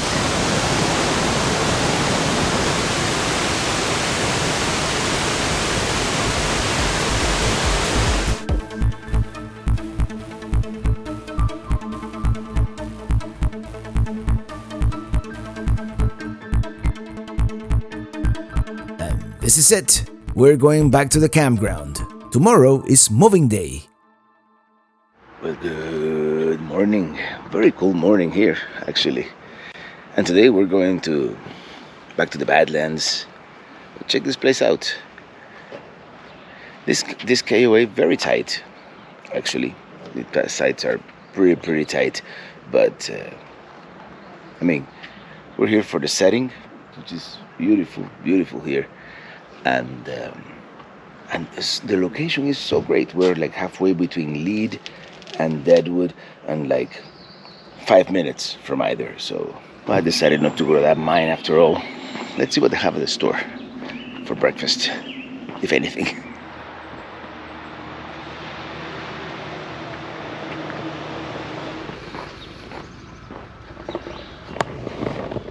Well, they had mini donuts and frozen pizza and things like that. I think we're gonna have some breakfast here in the camper. Today we start the long journey back east. Destination? Florida. Eventually. But first, we're going to visit the Badlands. Properly. Not like I did when I was solo a few days ago. And just like that, we are out of the Black Hills and on to the prairie. Driving to the east and going home. I have been away for too long. Driving to the east and going home. I have been away for too long. Oh yeah, against my better judgment, I'm going to do it. We're going to visit Wall Drug Store. I'm doing it for you, actually. Besides, I want to give it a second chance because the last time I was here, I was not feeling it. Don't you love it when passenger vehicles park in our valuable oversized parking area? I mean, there is plenty of passenger vehicle parking, but there's always someone, or many people in this case, who park in the RV parking with their cars, so there's no more RV parking. Pet peeve.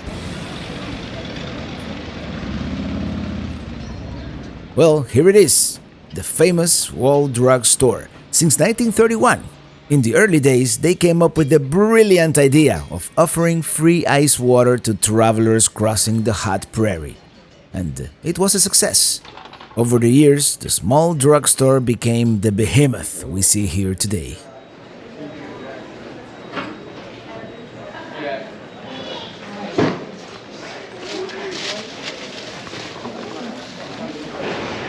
The Traveler's Chapel. It is nice that they have a chapel, but still, no, not my kind of place, really. Let's see the backyard. I've never been to the backyard before. Yeah, this is the backyard, the part that I forgot to see last time. So let's check it out. I guess the appeal, in part, is this place being so large and so in the middle of nowhere at the same time.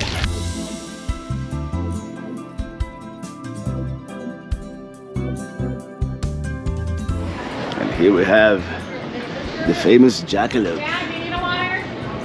Oh, there you go. I'm riding a jackalope.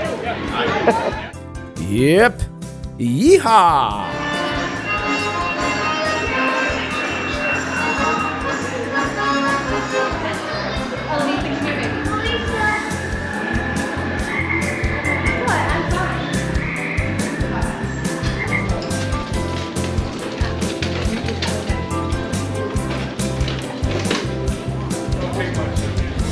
We decided to come up to the Three Amigos Cantina for lunch. We're in the mood for Mexican today. We got burritos.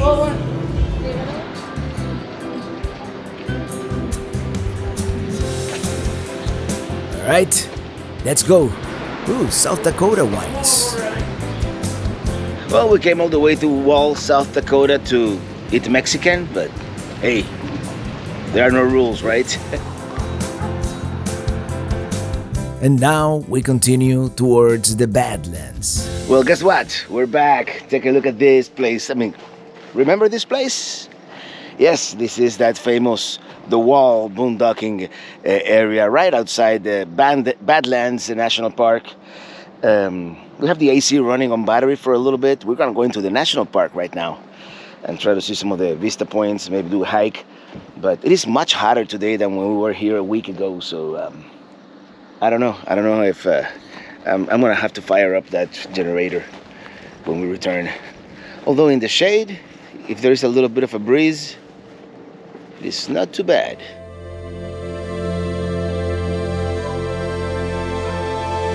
Isn't this like the best boondocking site ever?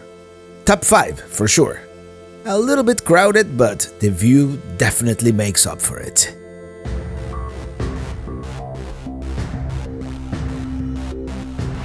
Today we're just going to do the main loop road and stop at some of the vista points.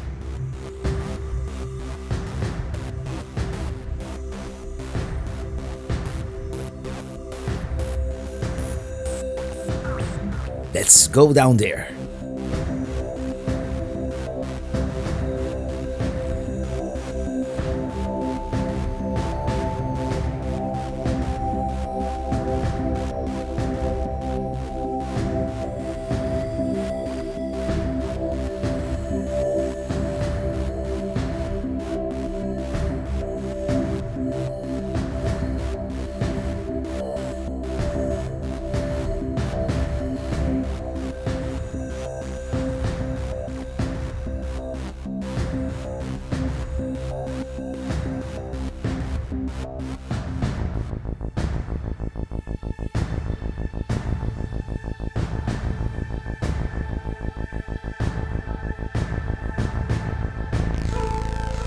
This is called the Ancient Hunter's Overlook.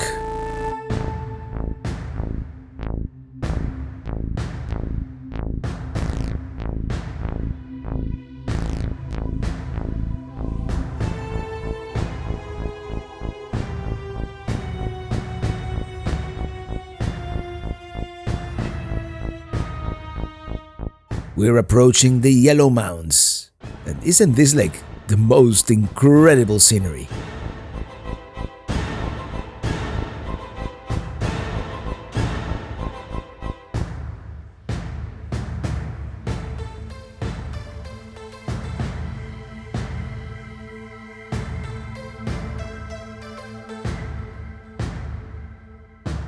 Yeah, isn't this like the most magnificent sight? I don't even know what this overlook is called. We just stopped on the side of the road. But look at the different colors and the layers on the rocks. It looks almost like surreal, like you're in a different planet. This is the reason why we come to the West, to get this amazing 360. And when I was here a couple of years ago, it didn't look this good, just because we didn't have the perfect weather conditions that we have today. And I'm just in awe, at this incredible landscape. This is crazy. All right, let's continue.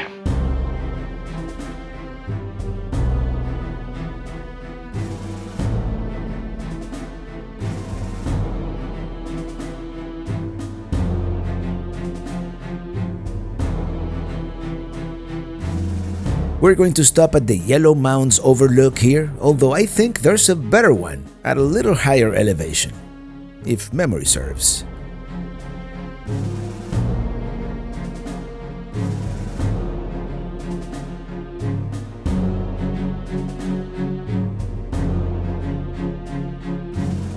The other overlook was closed, by the way, so this is the best we can do under the circumstances, which is not bad. Not bad at all. Fabulous views of the Badlands. There's some construction going on, so for this portion we have to follow a pilot car, which also means not stopping at any of the overlooks. Timing is everything, or so they say. And here we have another prairie dog town, very common in the Badlands, in both North and South Dakota.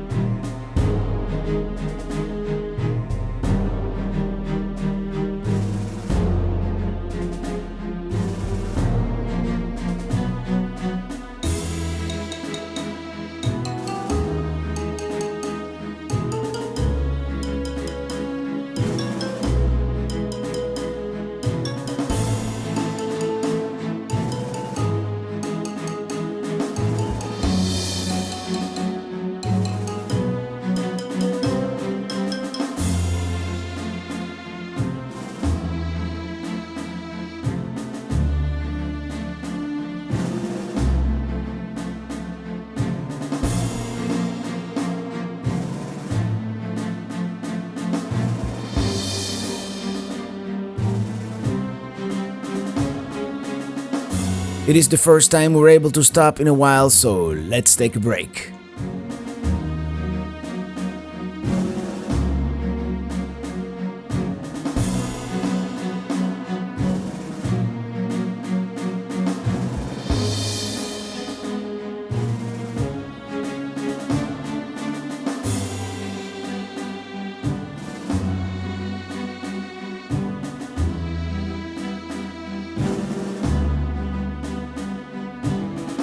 This is an important trailhead here. On the right-hand side, we have a fossil exhibit, and on the left one of the trailheads for the Castle Trail, which is 5 miles one way, and the next time we come to the Badlands, I intend to do that one.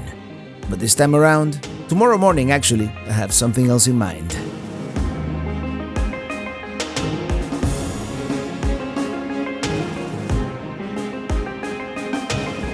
We keep going towards the eastern part of the park.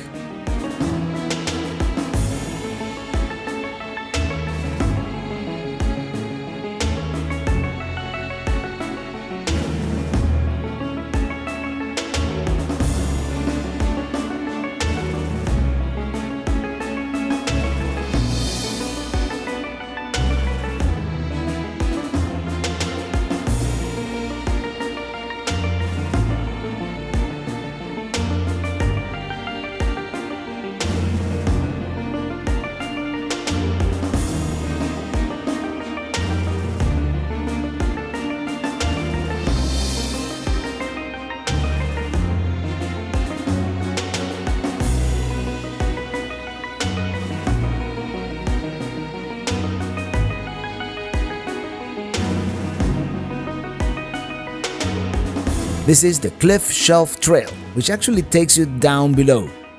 For today, let's just enjoy the view from up here.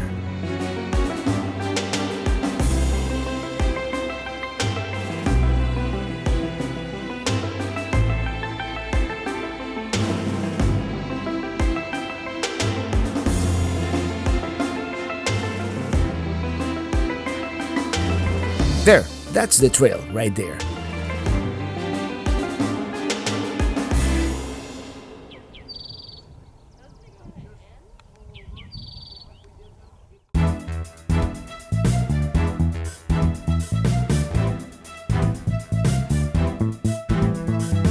This is the trailhead where I'm coming tomorrow.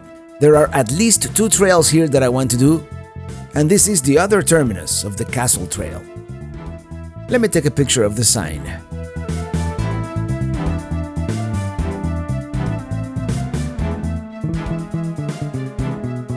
We've got one more stop today, and that would be the big Badlands overlook.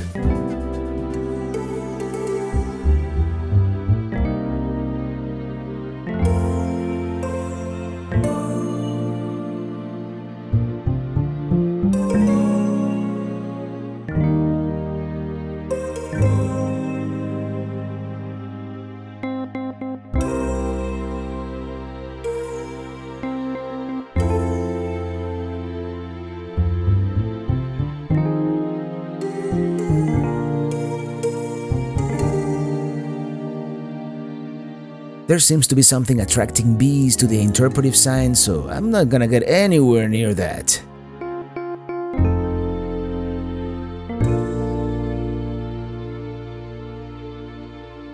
We return to our campsite by the wall to enjoy the rest of the day.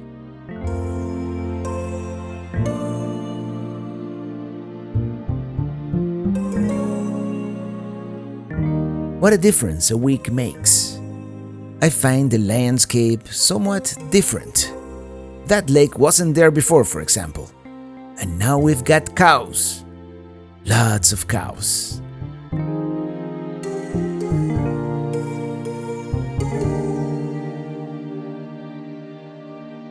And we've got some wildlife as well.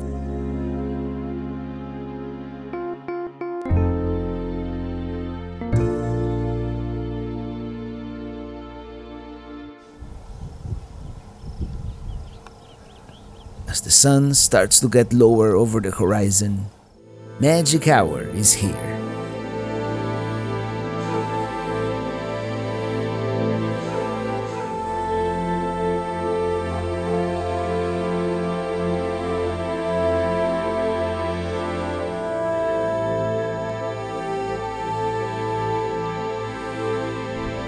Sunset is upon us here in the Badlands. So is moonrise.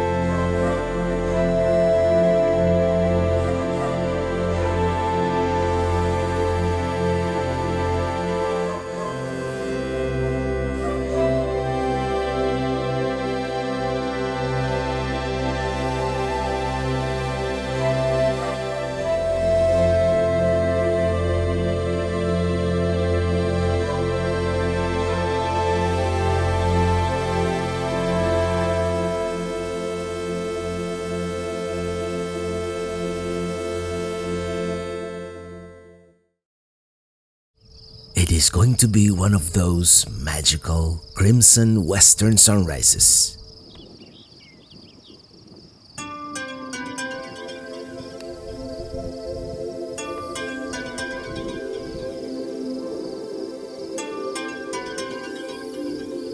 Alright, good morning.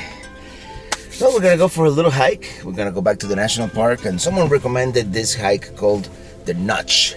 So that's what I'm gonna do.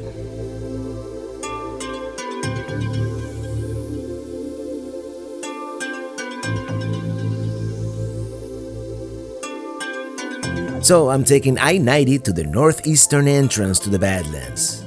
And then I'm gonna go to that large parking lot with the 3 trailheads. And here's the welcoming committee, a trio of Bighorn sheep. What a treat to be able to see them. And there we have the Badlands.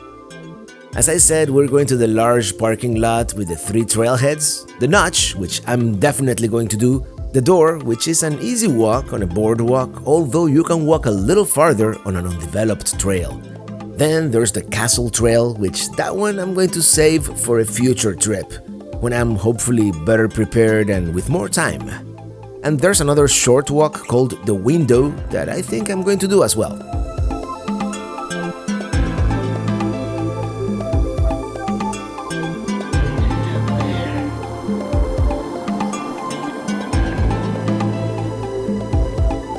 Yep. Notch Trail. Here's the adventure. Here we go, Window Trail. Because the Notch Trail is the last one.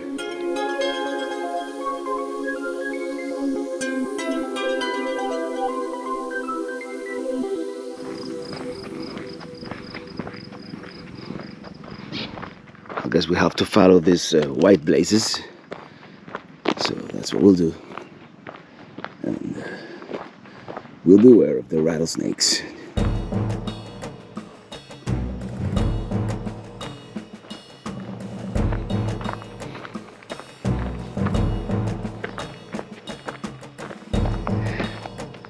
I mean, never forget to look back. And I think this is gonna be pretty epic trail. Take a look at this place.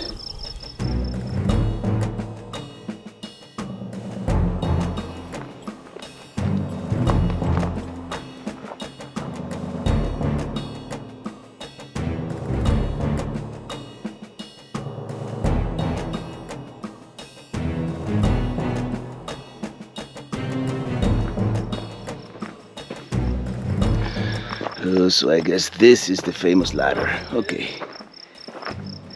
Right, let's tackle those stairs now.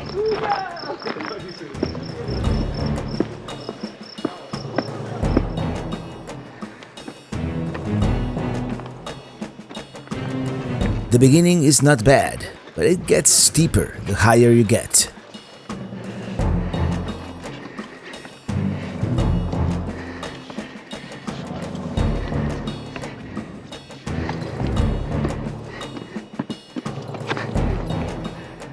Alright. Yeah, those stairs weren't too bad.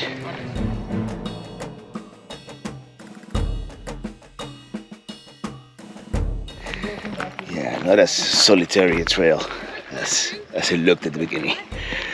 It's a very popular trail. A little out of breath. Those stairs took my breath away a little bit, and now we're just gonna walk on this ledge here.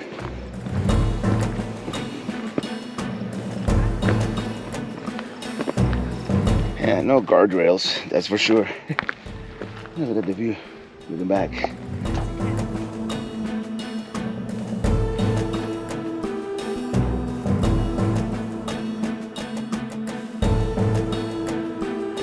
I'm actually glad the trail is marked with warning signs and arrows to help you navigate. Oh wow, look at that. Well, here we go.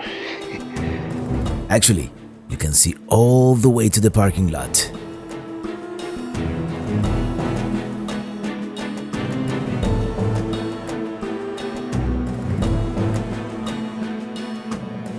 Since we don't have a marked or worn out path on the ground, sometimes it is hard to know exactly which way to go.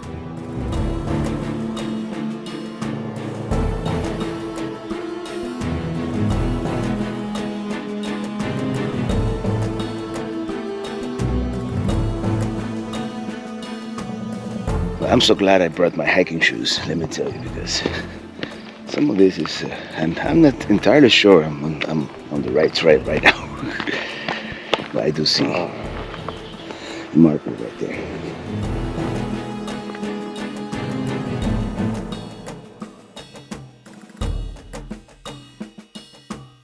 I guess there is no right or wrong way to do it, right? As long as you don't fall off the cliff. Interesting texture on these rocks.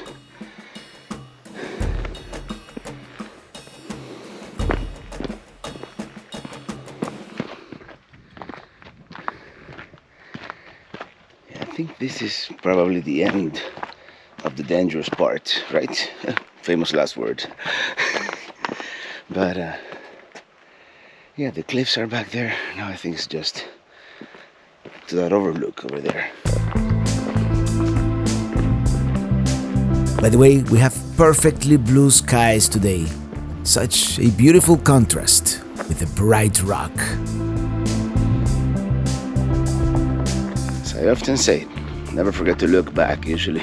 Although this is an in and out trail, so eventually we have to come back the same way we came in.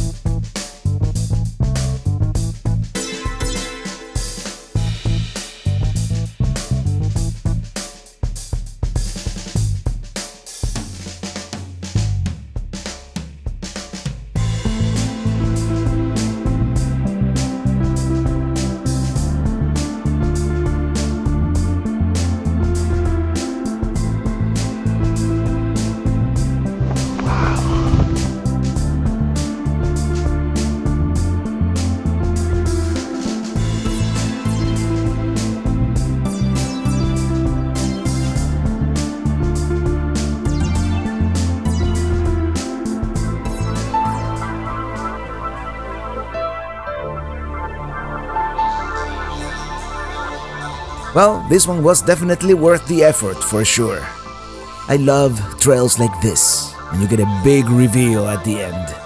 Here, overlooking the Cedar Pass Lodge and Campground, and the small town called Interior.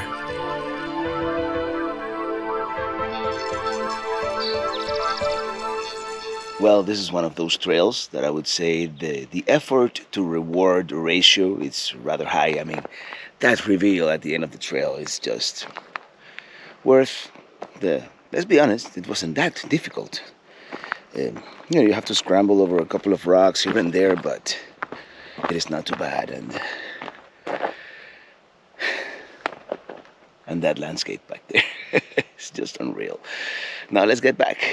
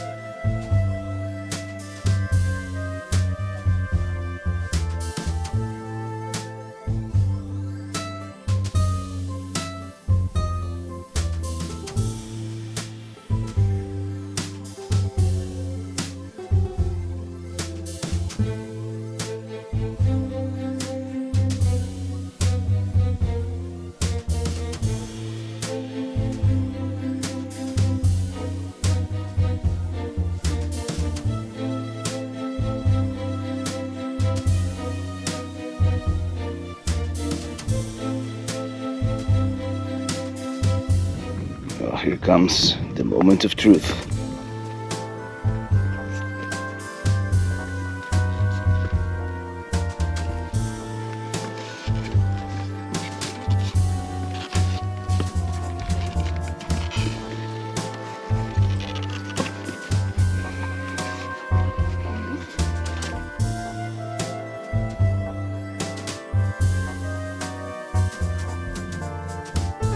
Yeah, all those people were waiting for me to come down the ladder, but anyway, now for the easy part.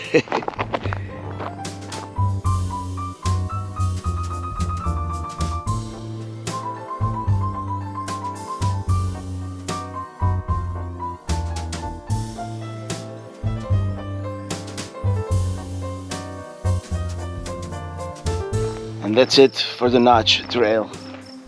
Very rewarding hike. Now let's see if we can do some of the other like shorter hikes. And I would love to do a little bit of that castle trail, but we'll see. This took an hour, so maybe we can stay another hour out here. It's starting to get hot, that's the thing.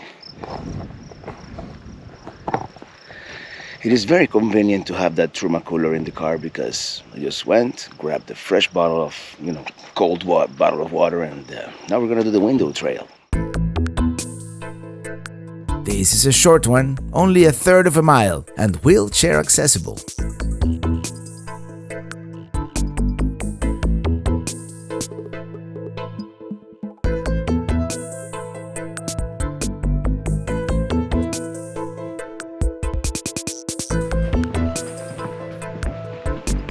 Oh yeah, wow. Take a look at this place. Amazing views, which proves not every trail has to be 10 miles long, although you do those for the fun of the hike. This one, just a third of a mile, and take a look at this.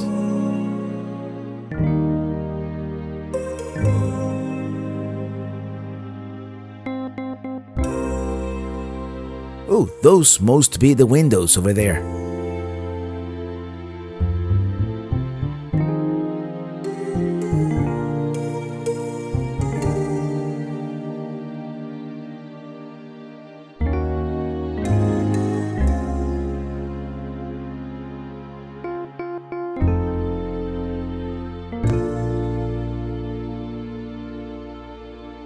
Oh, hello there, conejito. Don't go away. I'm not gonna do anything to you.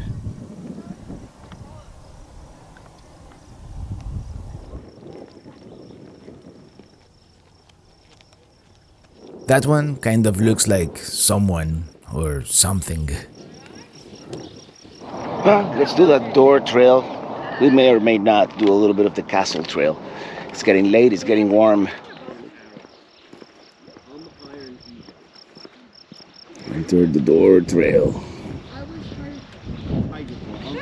Yeah, apparently it goes 800 meters. What is that, about half a mile beyond the boardwalk. But the boardwalk is only like 100 meters.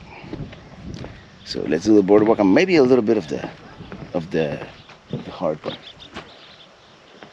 Such a place. This Badlands, let me tell you. Oh boy. And look at all those birds. They're nesting on the roof there. Now look at this area here with all this. It's like miniature mesas, I think.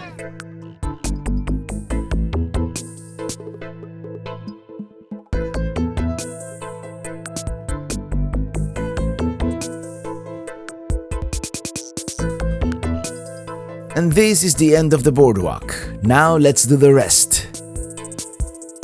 Okay, you say 800 meters on this area of rugged terrain. May not do the whole thing, but let's just do a little bit. I guess I should follow the blazes. But look at that. I just have to.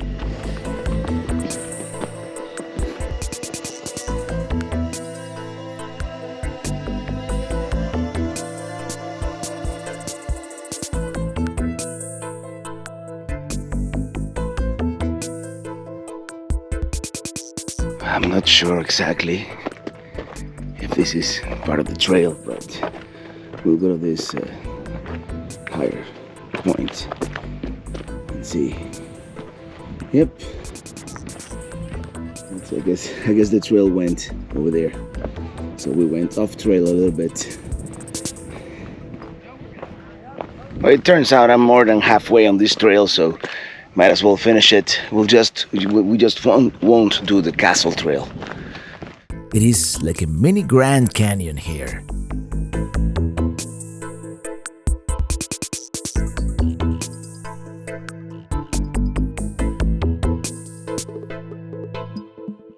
Let me tell you, it is one thing to see this landscape from afar and a totally different experience to be able to walk on it and see it up close.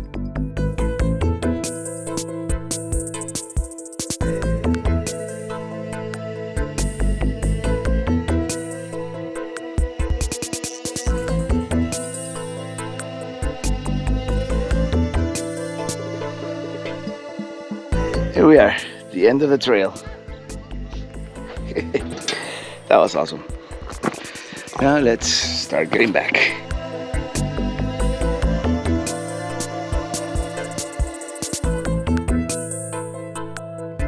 Overall, a fairly easy trail. I've seen children on it, but I wouldn't leave them unsupervised because there are several fairly big drops along the way. And that's pretty much gonna be it for us. As I mentioned, today we're saying goodbye to the Badlands and to the West for that matter. And it is certainly with a heavy heart that I depart from this place. I said it was my second favorite boondocking spot in the United States ever. But let me know. Do you think this would be first? Which one do you like better, this or or Valley of the Gods? Do comment.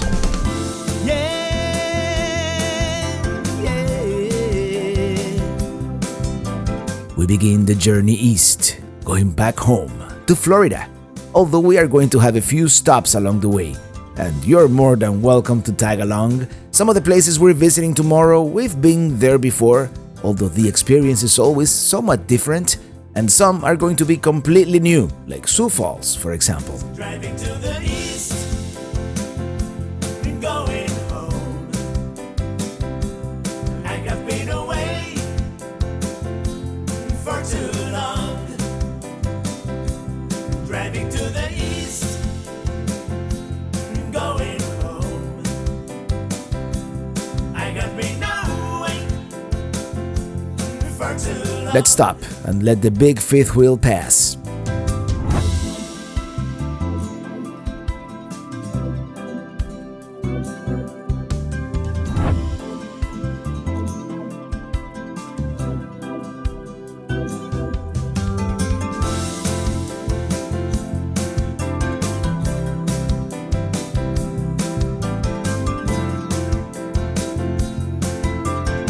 On a trip like this, it would be definitely more efficient and economic to boondock every night at a Walmart, rest area, but it's been a very hot July in the Midwest, so we're gonna stay here at the Kennebec KOA. Just a quick overnight.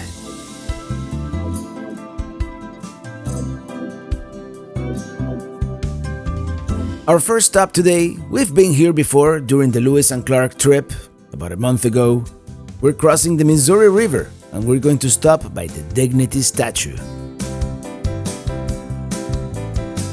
When we were here before, it was under construction, so let's see if it is all better now. Yeah, there's always an inconsiderate car driver who parks in the oversized section. What can you do? In any case, the great detour begins. Let me show you something. This is, of course, the Dignity statue. And we were here a few weeks ago. And we'll probably be back, but this is the last time we're gonna intersect the Lewis and Clark Trail until we return to the west. You know, in a few days, yeah, they have the Lewis and Clark visitor center there, and there it is with the Missouri River behind it.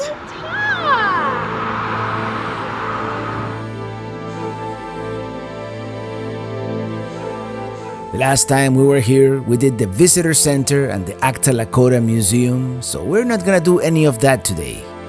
And that's it. We're not gonna spend the whole time here since we were here a few weeks ago.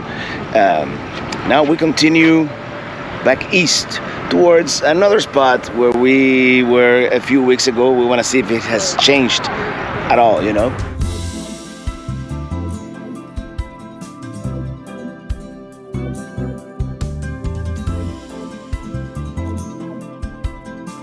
Well, yes, we're going to stop by the Corn Palace because we have to. When we stopped here last month, they were still working on some of the murals, so let's see if there's any difference. There is oversized parking about a block away. And once again, here we are at the famous Corn Palace. Yeah, it looks like they haven't finished yet.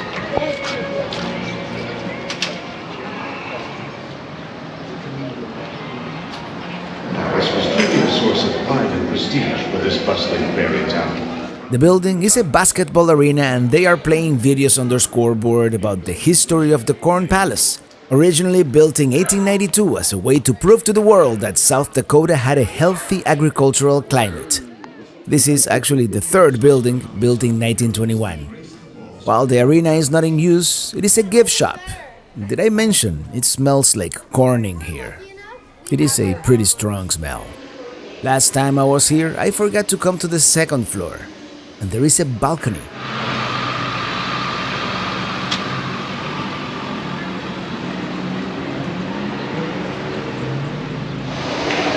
Yeah, maybe we'll get to see it completely finished one of these days. We have to come in October, I think. That's when they finish covering the whole thing with corn. And every year, as you can see, it's a different theme.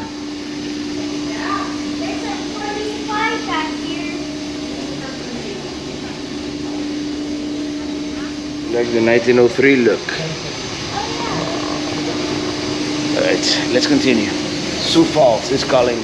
The theme in 2022 is Under the Big Top, named after a 1938 movie. So yeah, apparently they start like in June and they don't finish like until October or November, so maybe we're gonna have to come back like in the fall and see it, you know, finished. Anyway, here's my friend, Corny.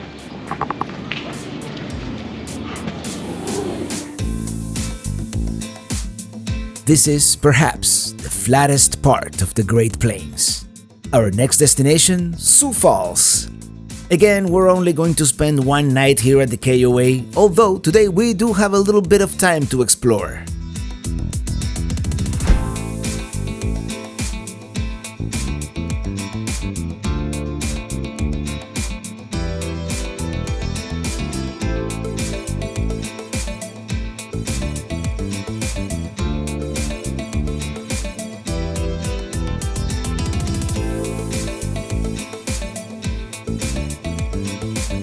We haven't had anything to eat, and here's Falls Overlook Cafe. Let's see how it is. Let's see what they have. It's called the Dakota Cuban. Let's see how it tastes. It's really good. So this would have been the view if we were able to sit outside, but it is too hot for that. By the way, pretty good Cuban sandwich. And the local beer was an ale, I forget the name. Sioux Falls is the largest city in South Dakota, and the main attraction seems to revolve around these cascades on the Big Sioux River, an area originally inhabited by Native Americans, first visited by French explorers in the 18th century. This is called Falls Park, and it would be very pleasant, actually, if it wasn't so hot, says the Floridian. But let me tell you, when it gets hot in the Midwest, it is totally legit. It gets very hot. This, by the way, the Queen Bee Mill ruins. It used to be 7 stories tall, and it was in operation from 1878 until it was destroyed by fire in 1956. Well, here we've got some ruins, so let's see what this is. By the way, it is uncomfortably hot today here in. I mean, when you're in the shade and the breeze comes, it's bearable, but in the sun, it's so it will be brief.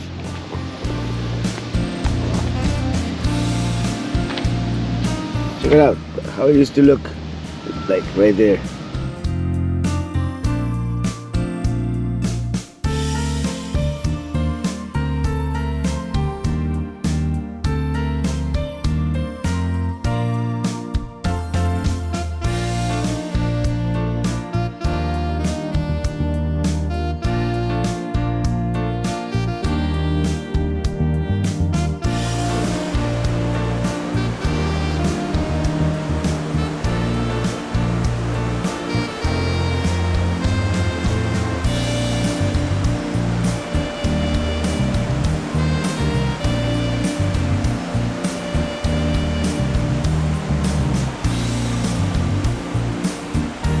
There's like an observation tower. We should go there later. Let me tell you, I don't know if swimming is allowed here, but I kind of wish I would have brought my bathing suit. Check it out, the monarch of the plains. Okay, here we are, the big reveal. Oh, you can see everything from here. Well, this is the tower on the Visitor Information Center, and this is the view. Shall I say, commanding view.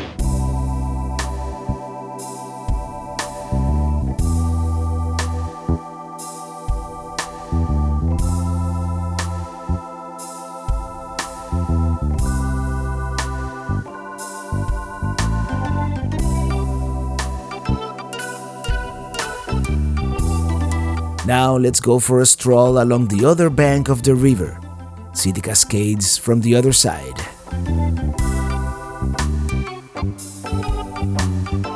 This statue is called For Which It Stands, and it is, of course, facing the flag.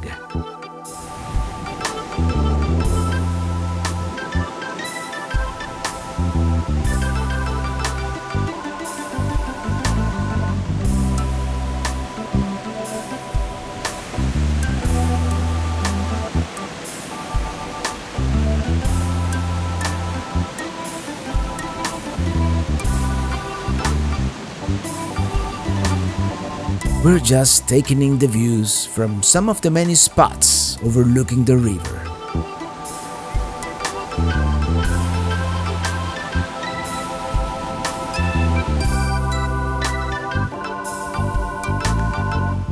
Alright, let's continue.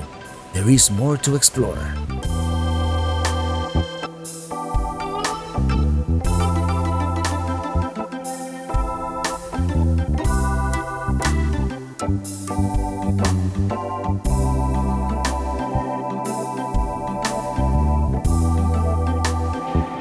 Let's check out this pretty interesting piece here. From afar it looked like an unfinished bridge, but apparently it is not, it's just art. But there's a pedestrian bridge here, let's take it and see what the views are.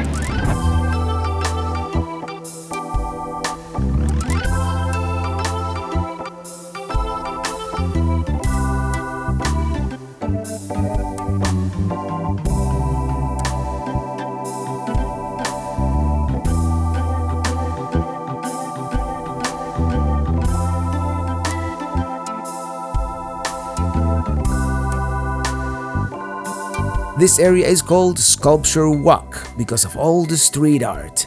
But there is one sculpture I'm particularly interested in.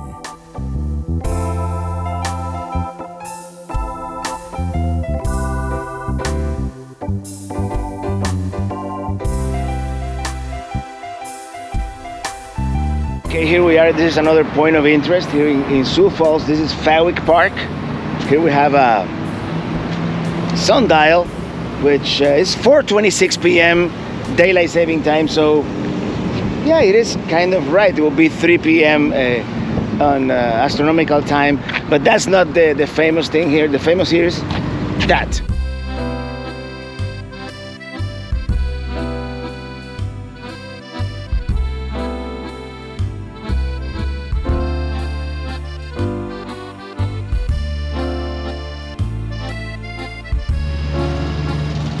Of course, this would be a life-size replica of Michelangelo's David. The original in Florence, Italy, of course, but we have one here in Sioux Falls, South Dakota. Let's continue.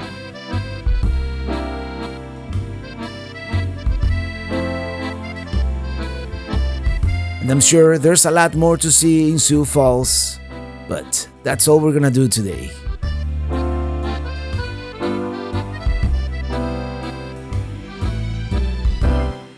Well, on the road again, Sioux Falls here. Pretty cool town. We'll be back one of these days. But right now, we're going to the mothership, Forest City, Iowa, to the Grand National Rally.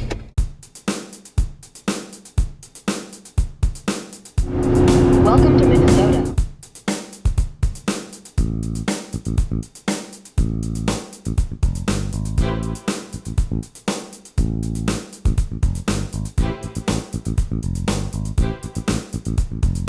Well, yes, we just arrived here at the Winnebago Grand National Rally, and we're hungry. We're gonna see if we can get something to eat, and and just walk around the grounds, see what's exciting. Well, here we are.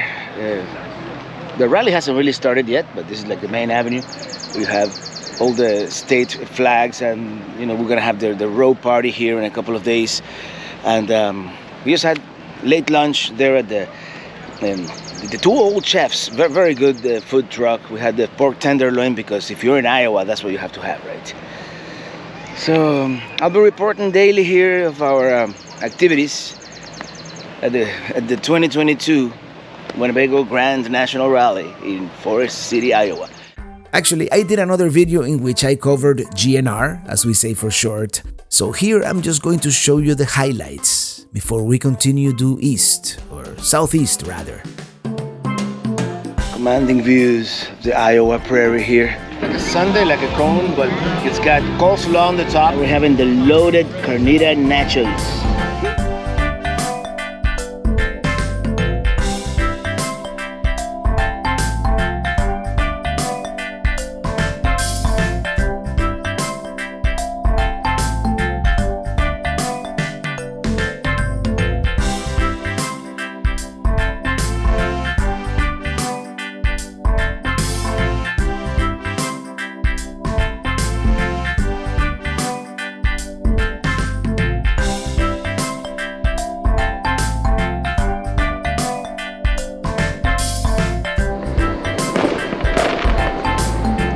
After a week of fun at the rally, it was time to make a beeline to the southeast, to Orangeburg, South Carolina to be exact, because this final leg of the trip is, I'm sorry to say, the last time we're going to see Denver, Colorado. She's been a good tow vehicle for the past 3.5 years, but I've put a lot of miles on it, and I think an upgrade is in order.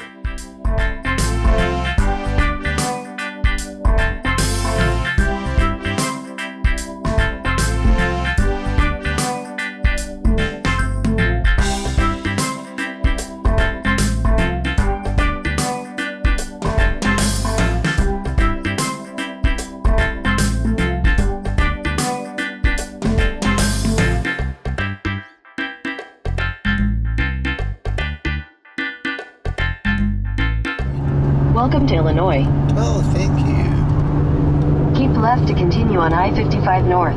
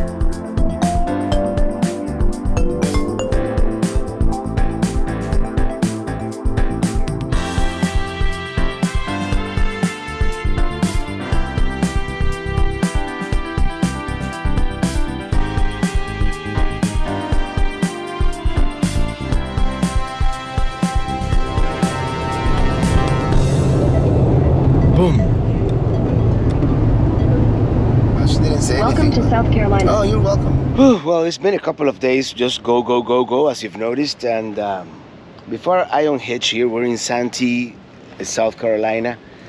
And before I unhitch, I just wanted to point out this may be the last tow with the Colorado. I'll show you at 124,309 miles. I think it's been a good ship, right? So let's unhitch, and tomorrow we're gonna trade it in for something a little bigger. Well, I removed all of my mounts, so we're going handheld today. By the way, good morning, and yeah, we're going to Joe Ferry Chevrolet in Orangeburg, South Carolina, to trade the old trusty Colorado for its larger cousin. I'll show you in a few minutes. Well, here we made it, Joe Ferry Chevrolet in Orangeburg, South Carolina. And look what we have here. That's Joe, by the way, and this is our trail bus. We're gonna take it for a spin, see if we like it. If we don't like it, we're gonna like it, I'm sure. And, it's a beauty. It's a beauty. I can't wait to get behind the wheel. In all honesty, the Colorado was never my favorite, but it was certainly reliable. I believe it took us to all lower 48 and even British Columbia, and all I put in it was gas, oil, regular maintenance, and 2 sets of tires.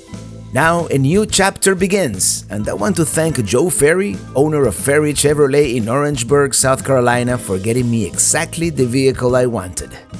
A process many months in the making. Now, heading back to Florida. Tow with the trail bus. Let's see how this goes. That's gonna be fine, I'm sure.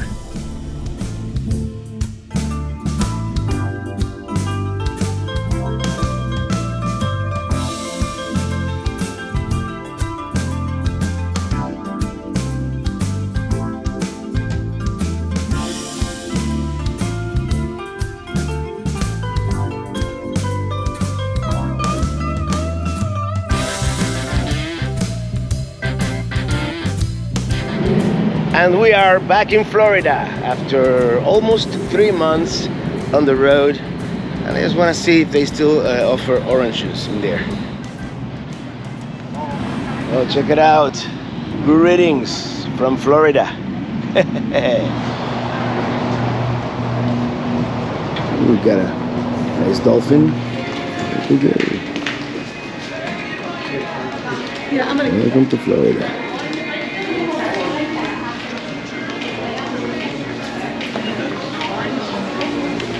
There you go. Are you Robert? Welcome to Florida. Well, as I was saying, yes, they still do offer free oranges when you arrive at the Sunshine State. Very cool. Now let's continue towards Camp. We still have a couple hours to go, actually.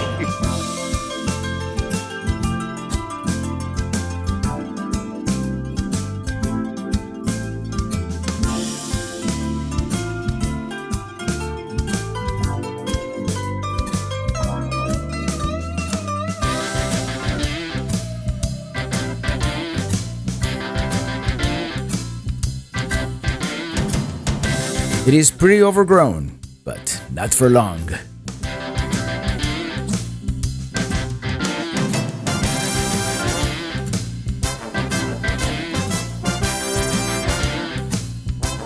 This was the beginning of the great detour of 2022 from the Lewis and Clark Trail. Besides the Winnebago Grand National Rally and getting the new truck, the other reason we returned was we had contracted a company to put a roof over Minitini 1, and they were early. I know, shocking. By the way, the carport came out great. And that's it. On the next one, we're heading back west to finish the summer 2022 Lewis and Clark Trail that you already saw. But first, what you haven't seen yet: Colorado, Utah, California, Oregon. Dare I say, the best may be yet to come. Until then, thank you so much for watching, and see you on the road.